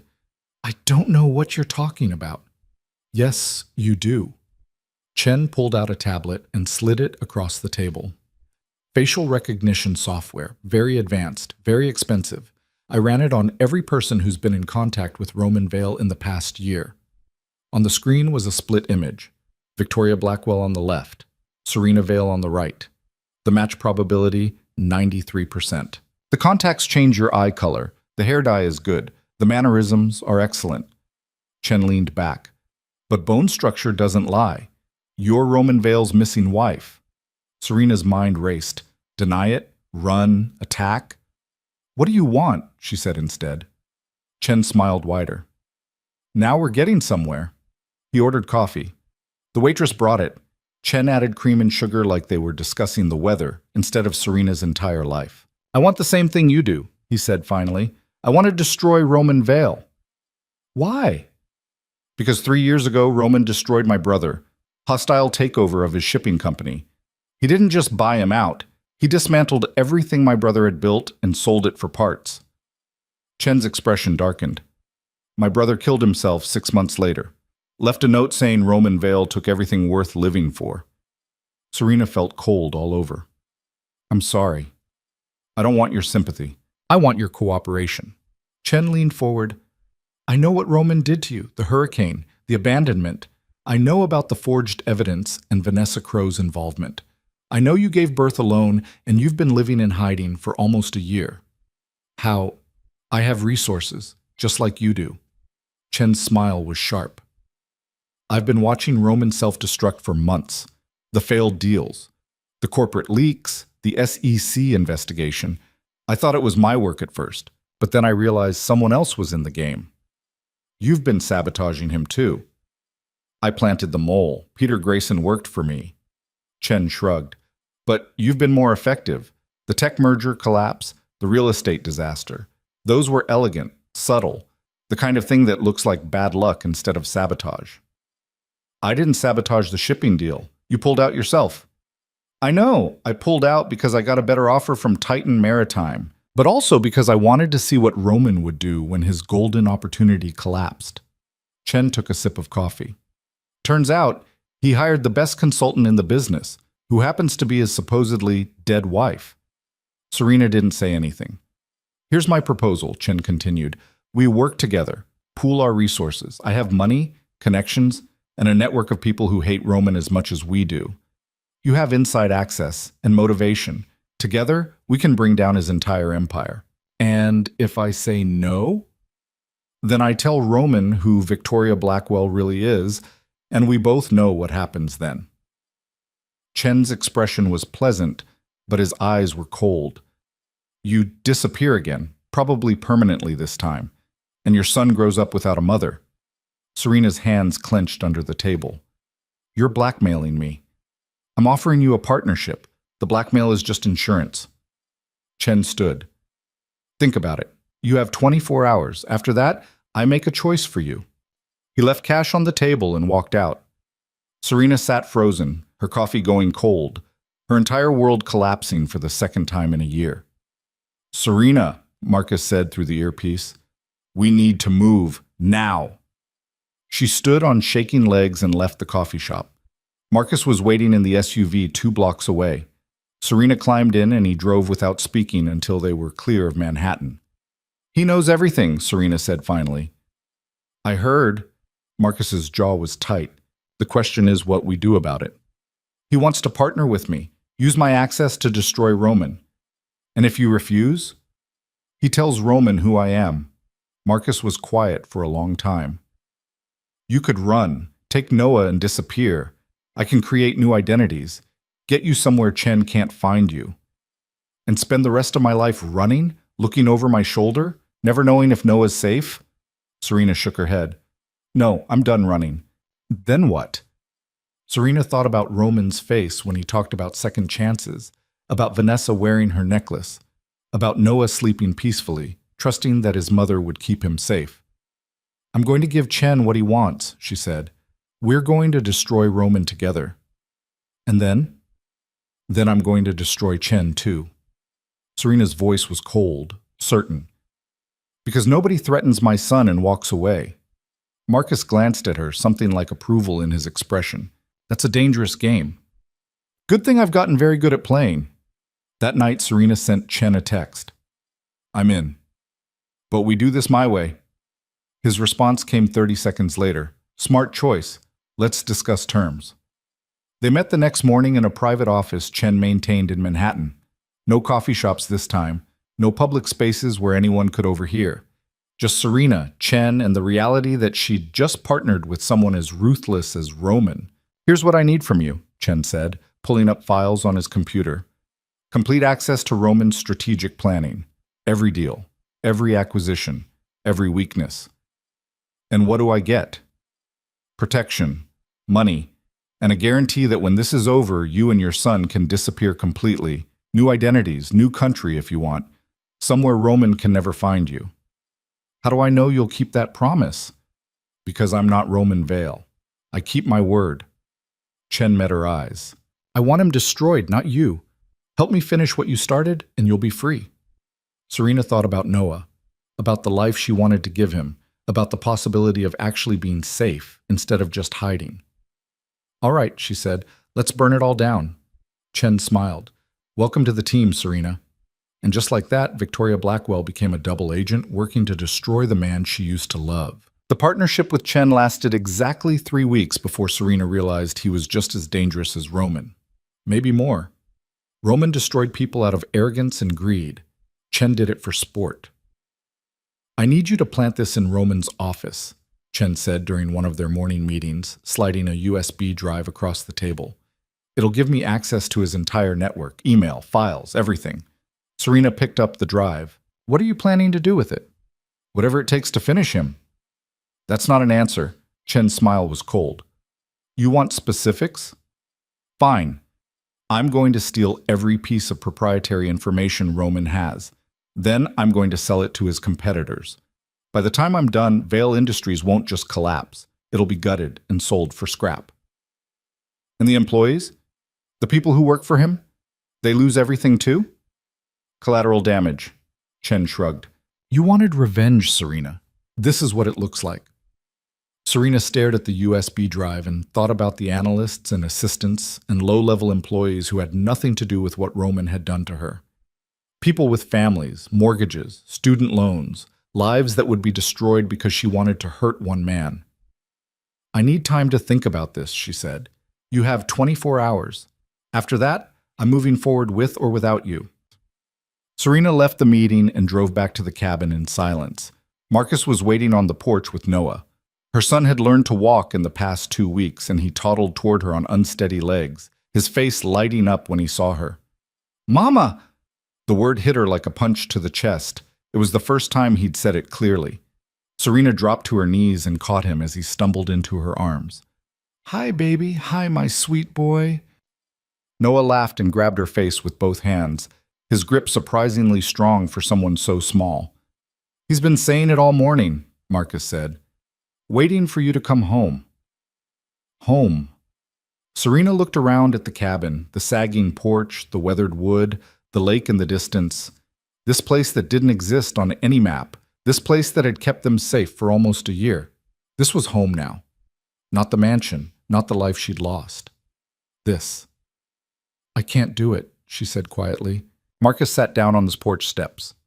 Can't do what? Chen wants me to destroy Roman completely. Not just his reputation or his business deals. Everything. And I thought that's what I wanted, but...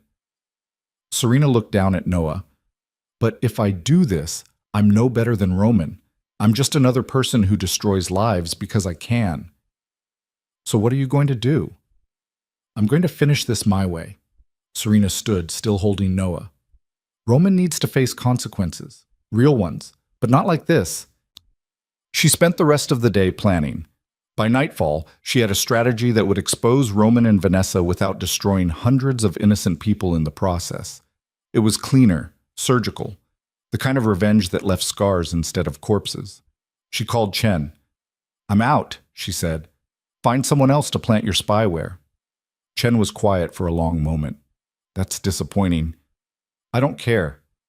You should, because now I have a problem. You know too much about my operations, about my plans. About me. His voice went cold. I can't let you walk away with that information. Try to stop me and I'll expose everything you've done. The corporate espionage, the illegal surveillance, all of it. You'd implicate yourself. I don't care anymore. I'm done playing games. Serena's voice was steady. Leave me alone, Chen. Forget I exist and I'll forget about you. That's not how this works. Then we're going to have a problem. She hung up. Marcus looked at her with something like concern. He's not going to let this go. I know. Serena checked the security cameras Marcus had installed around the cabin, which is why we need to move fast. What's the plan?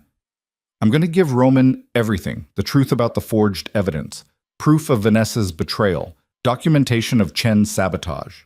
All of it. That'll destroy your cover. Victoria Blackwell was always temporary. I just needed her long enough to get close. Serena pulled up the files she'd been collecting for months. It's time for Serena Vale to come back from the dead. The next morning, Serena walked into Vale Industries for the last time as Victoria Blackwell.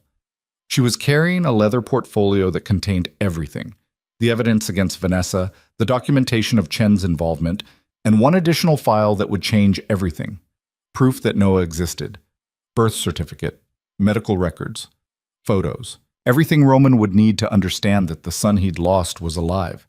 Serena wasn't sure if she was making the right choice, but she was tired of hiding, tired of pretending, tired of being someone she wasn't.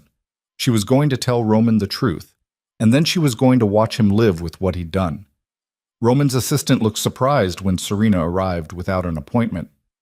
Miss Blackwell, Mr. Vale isn't expecting you. Tell him it's urgent. Serena's voice left no room for argument. And tell him to make sure Vanessa is in the room. 5 minutes later, Serena was shown into Roman's office. Roman sat behind his desk. Vanessa stood by the window. They both looked tense, like they'd been in the middle of an argument. Victoria, Roman said. What's this about? Serena set the portfolio on his desk. I need to tell you something, and you're not going to like it. If this is about the Chen situation, it's not about Chen. It's about Serena. The room went silent. Roman's expression shifted. What about her? She's alive. The words hung in the air like smoke. Vanessa's face went white. That's impossible. She disappeared over a year ago. She's dead. She's not dead.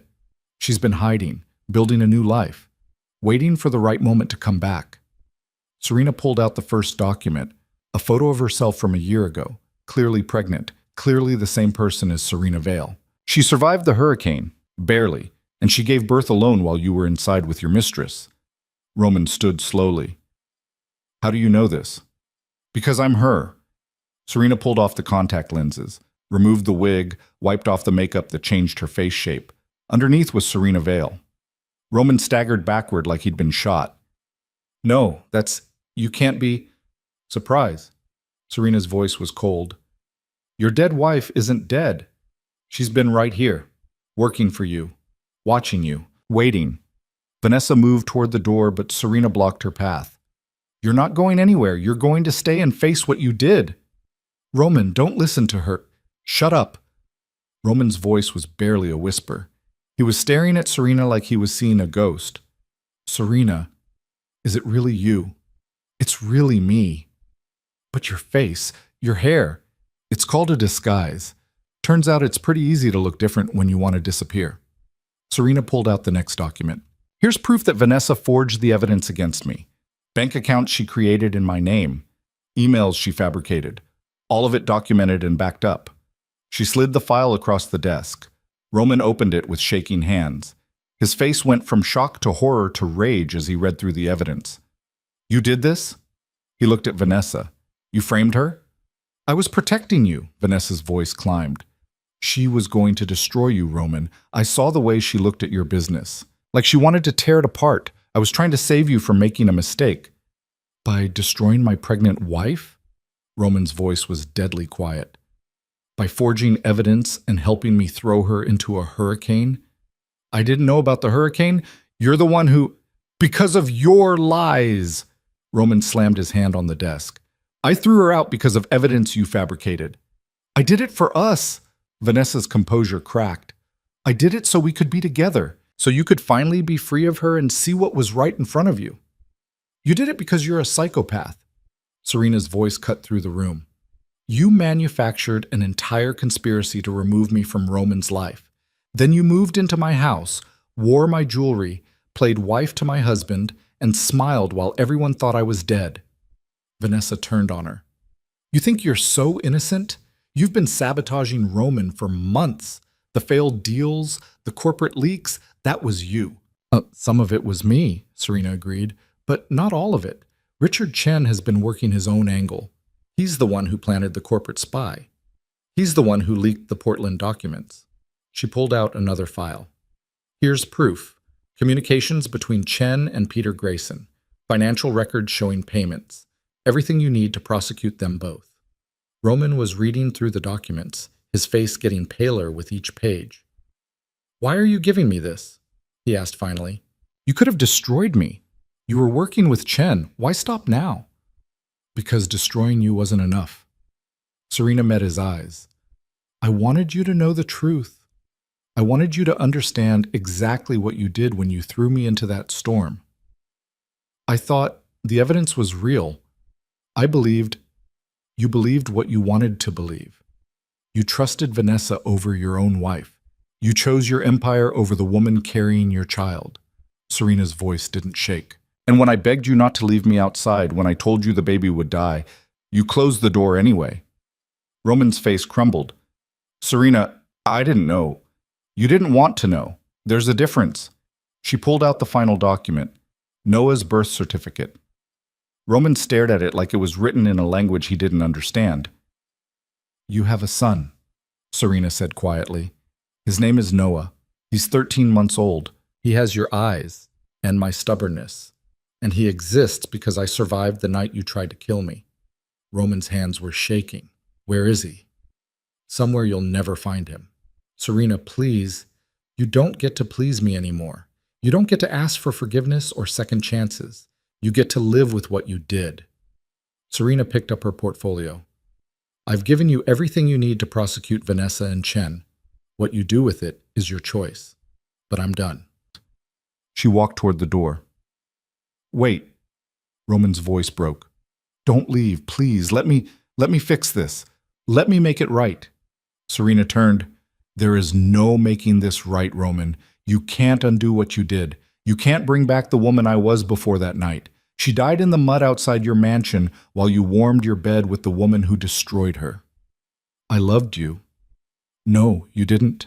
You loved the idea of me, the wife who looked good at charity events and didn't ask questions about your business. But the real me, the woman with thoughts and needs and a spine, you never loved her at all. That's not true. Then why was it so easy for you to believe I'd betray you? Why didn't you question the evidence? Why didn't you give me a chance to defend myself? Serena's voice was cold. Because deep down, you never trusted me. You never saw me as an equal. I was just another possession. And when you thought that possession had betrayed you, you threw it away. Roman had no answer. Serena looked at Vanessa. You wanted him so badly, you destroyed a marriage and nearly killed a pregnant woman to get him. I hope he was worth it. Vanessa's face was streaked with tears. I love him. You love what he represents, power, money, status. That's not love. That's ambition wearing a prettier mask. Serena opened the door. Good luck with that. She walked out.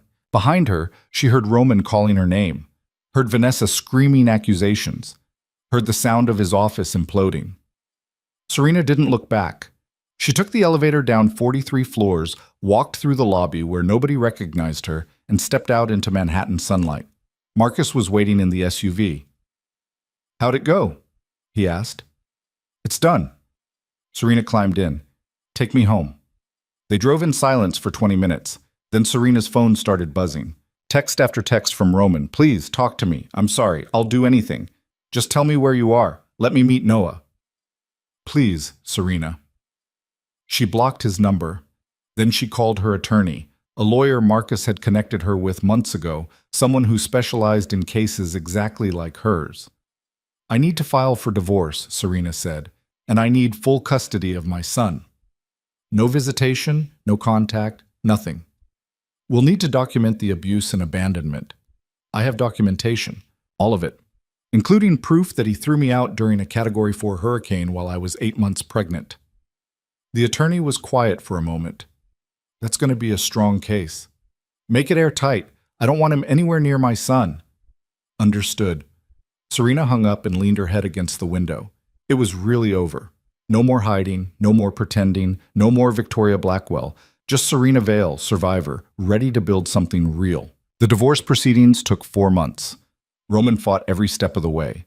His lawyers argued that Serena had abandoned the marriage by hiding for over a year, that she'd sabotaged his business, that she'd engaged in corporate espionage.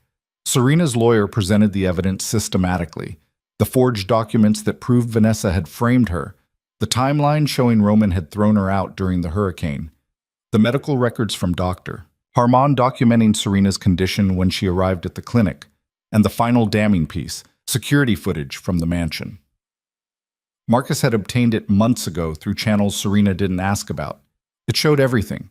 Roman dragging Serena to the glass doors, her begging, him pushing her outside, the door closing while she pounded on the glass. The judge watched it twice. When the footage ended, he looked at Roman with an expression of pure disgust. "Mr. Vale," the judge said, "in 30 years on the bench, I have never seen such a clear-cut case of domestic abuse and abandonment. Your actions were not just cruel, they were criminal." Roman's lawyer tried to object, but the judge held up a hand. "I'm not finished. You threw your pregnant wife into a Category 4 hurricane based on evidence you didn't verify.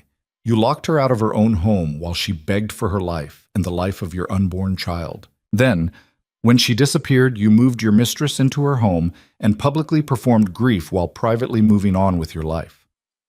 The courtroom was silent. This court finds in favor of the plaintiff. Full divorce granted. Full custody of the minor child to Serena Vale. No visitation rights for Roman Vale. Furthermore, I'm awarding Mrs. Vale 50% of all marital assets, including the mansion and full ownership of the Vale family trust. Roman stood up. "Your Honor, please." "Sit down, Mr. Vale. I'm not done." The judge's voice was ice. "I'm also issuing a permanent restraining order. You are not to contact Mrs. Vale or attempt to locate her or the child in any capacity. If you violate this order, you will face criminal charges. Do you understand?" Roman looked like he'd been gutted. "Yes, Your Honor." "Good. This court is adjourned." The gavel came down. Serena walked out of the courtroom with Marcus beside her and Noah in her arms. She didn't look back. Outside, reporters were waiting. The story had gone national weeks ago. The billionaire who'd tried to kill his pregnant wife, the mistress who'd framed her, the wife who came back from the dead to expose it all. Cameras flashed. Questions were shouted. "Mrs. Vale, how does it feel to win? Are you going to press criminal charges? What are you going to do now?" Serena stopped at the top of the courthouse steps and looked directly into the cameras. "I'm going to live," she said simply. "That's the only revenge that matters." She walked down the steps and climbed into the waiting car. The fallout was spectacular. Within a week, Vanessa Crowe was arrested for fraud, forgery, and conspiracy. The evidence Serena had provided was airtight. Vanessa's trial lasted 3 weeks and ended with a guilty verdict on all counts. She was sentenced to 8 years in federal prison. Roman watched from the gallery as the woman he'd chosen over his wife was led away in handcuffs. Chen's empire collapsed next. The information Serena had given Roman about Chen's corporate espionage triggered a federal investigation that uncovered years of illegal activity. Chen was arrested, his assets frozen, his company dissolved. Vale Industries survived, but just barely. Roman managed to retain control, but the company's reputation was destroyed. Investors pulled out. Partners terminated contracts. Within 6 months, the empire Roman had built was worth half what it had been. Serena watched it all from the cabin by the lake. She'd sold the mansion, refused to ever set foot in it again, and used the money to buy a real home. Something smaller, warmer, with a yard where Noah could play and windows that opened instead of staying locked. She established a foundation with the rest of the divorce settlement, the Serena Vale Foundation for Domestic Violence Survivors. It provided housing, legal support, and resources for women escaping abusive relationships. Dr. Harmon ran it. Marcus handled security, and Serena finally rested. 1 year after the divorce was finalized, Serena stood in the kitchen of her new home, watching Noah play in the backyard. He was 2 now. Running, talking, laughing. A happy, healthy child who knew nothing about hurricanes or locked doors or fathers who chose power over love. He just knew his mother loved him. That was enough. The doorbell rang. Serena wasn't expecting anyone, but she'd learned to stop being paranoid about every unexpected visitor. Marcus had installed security that would make Fort Knox jealous. Nobody was getting to them. She opened the door. Roman stood on her porch. Serena's first instinct was to slam the door and call the police. He was violating the restraining order just by being here, but something in his expression stopped her. He looked broken, older, like the past year had aged him a decade. "You have 30 seconds before I call the cops," Serena said. "I know I shouldn't be here." Roman's voice was rough. "I know I don't have the right to ask for anything, but I had to see you, just once." "Why?" "To tell you I'm sorry. I know it doesn't change anything. I know it doesn't fix what I did, but I needed you to hear it." His eyes were red. "I was wrong, Serena. About everything. The evidence, Vanessa, the choices I made. All of it. I know you were wrong. The whole world knows you were wrong. I lost everything because of it. The company's failing. My reputation's destroyed. Everyone I trusted has either betrayed me or left." Roman's voice cracked. "I deserve all of it. I know that. But the worst part, the thing that keeps me up at night, is knowing I had something real, and I destroyed it because I was too arrogant to see what was right in front of me." Serena felt nothing. No anger, no satisfaction, no pain. Just emptiness where Roman used to live in her heart. "You're right," she said. "You did destroy something real, and you're going to spend the rest of your life knowing that. But Roman, I'm not going to spend the rest of mine caring. Can I—" He stopped, started again. "Can I at least meet him? Just once? I don't want custody or visitation. I just want to know my son." "No." "Serena, please. You gave up the right to know him when you tried to kill us both. You don't get to be his father. You don't get to be part of his life. You get to be the cautionary tale I tell him when he's old enough to understand." Serena's voice was steady. "Now get off my property before I call the police." "I loved you." Roman's voice broke. "I still do." "No, you don't. You love the idea of what you lost, but you never loved me enough to protect me. You never loved me enough to trust me. You never loved me at all." Serena stepped back. "Goodbye, Roman." She closed the door. Through the window, she watched him stand on the porch for a long moment, his shoulders shaking. Then he turned and walked away. Serena watched until his car disappeared down the road. Then she went to the backyard where Noah was playing in the sandbox. "Mama!" He held up a toy truck. "Look, I see it, baby. That's a great truck." Noah went back to playing, completely absorbed in his imaginary world. Serena sat down on the porch steps and watched her son create stories in the sand. Stories where the trucks were heroes, and the bad guys always lost, and everyone lived happily ever after. She hoped his life would be that simple. She hoped he'd never know what it felt like to be thrown away by someone who was supposed to protect him. And she hoped that when he was old enough to understand what had happened, he'd see that his mother had fought like hell to give him something better. That night, after Noah was asleep, Serena sat on the porch with a glass of wine and looked out at the lake. Marcus joined her. "Heard you had a visitor. Security cameras tell you everything, huh?" "Pretty much. You okay?" "I'm fine. Actually, I think I'm better than fine." Serena took a sip of wine. "I thought seeing him would hurt, or make me angry, but it didn't. I just felt nothing." "That's called healing." "Maybe." Serena looked up at the stars. "Or maybe it's just acceptance. He's gone from my life. I'm gone from his. We're both living with the consequences of the choices we made." "You got the better end of that deal." "Yeah, I did." Serena thought about Noah sleeping inside, about the foundation helping other women escape situations like hers, about the life she'd built from absolutely nothing. "I got everything that actually matters." They sat in comfortable silence for a while. Then Marcus asked the question Serena had been waiting for. "What are you going to do now?" "Now? I'm going to watch my son grow up. I'm going to run my foundation. I'm going to live the life Roman tried to take from me." Serena smiled. "I'm going to be happy. That's the best revenge there is." "What about Victoria Blackwell?" "She served her purpose. She got me close enough to expose the truth. But I don't need her anymore." Serena finished her wine. "I'm just Serena now, and that's enough." Marcus nodded. "For what it's worth, I think you're pretty extraordinary." "I'm a survivor, that's all. No, you're someone who was destroyed and chose to rebuild. That's different. That's stronger. He stood. I'm proud of you, Serena. Thanks, Marcus, for everything. He left her alone on the porch. Serena sat under the stars and thought about the woman who'd pounded on glass during a hurricane, begging for mercy that never came. That woman was gone. In her place was someone harder, smarter, and absolutely unwilling to ever be that vulnerable again. Roman had tried to erase her. Instead, he'd created someone unstoppable.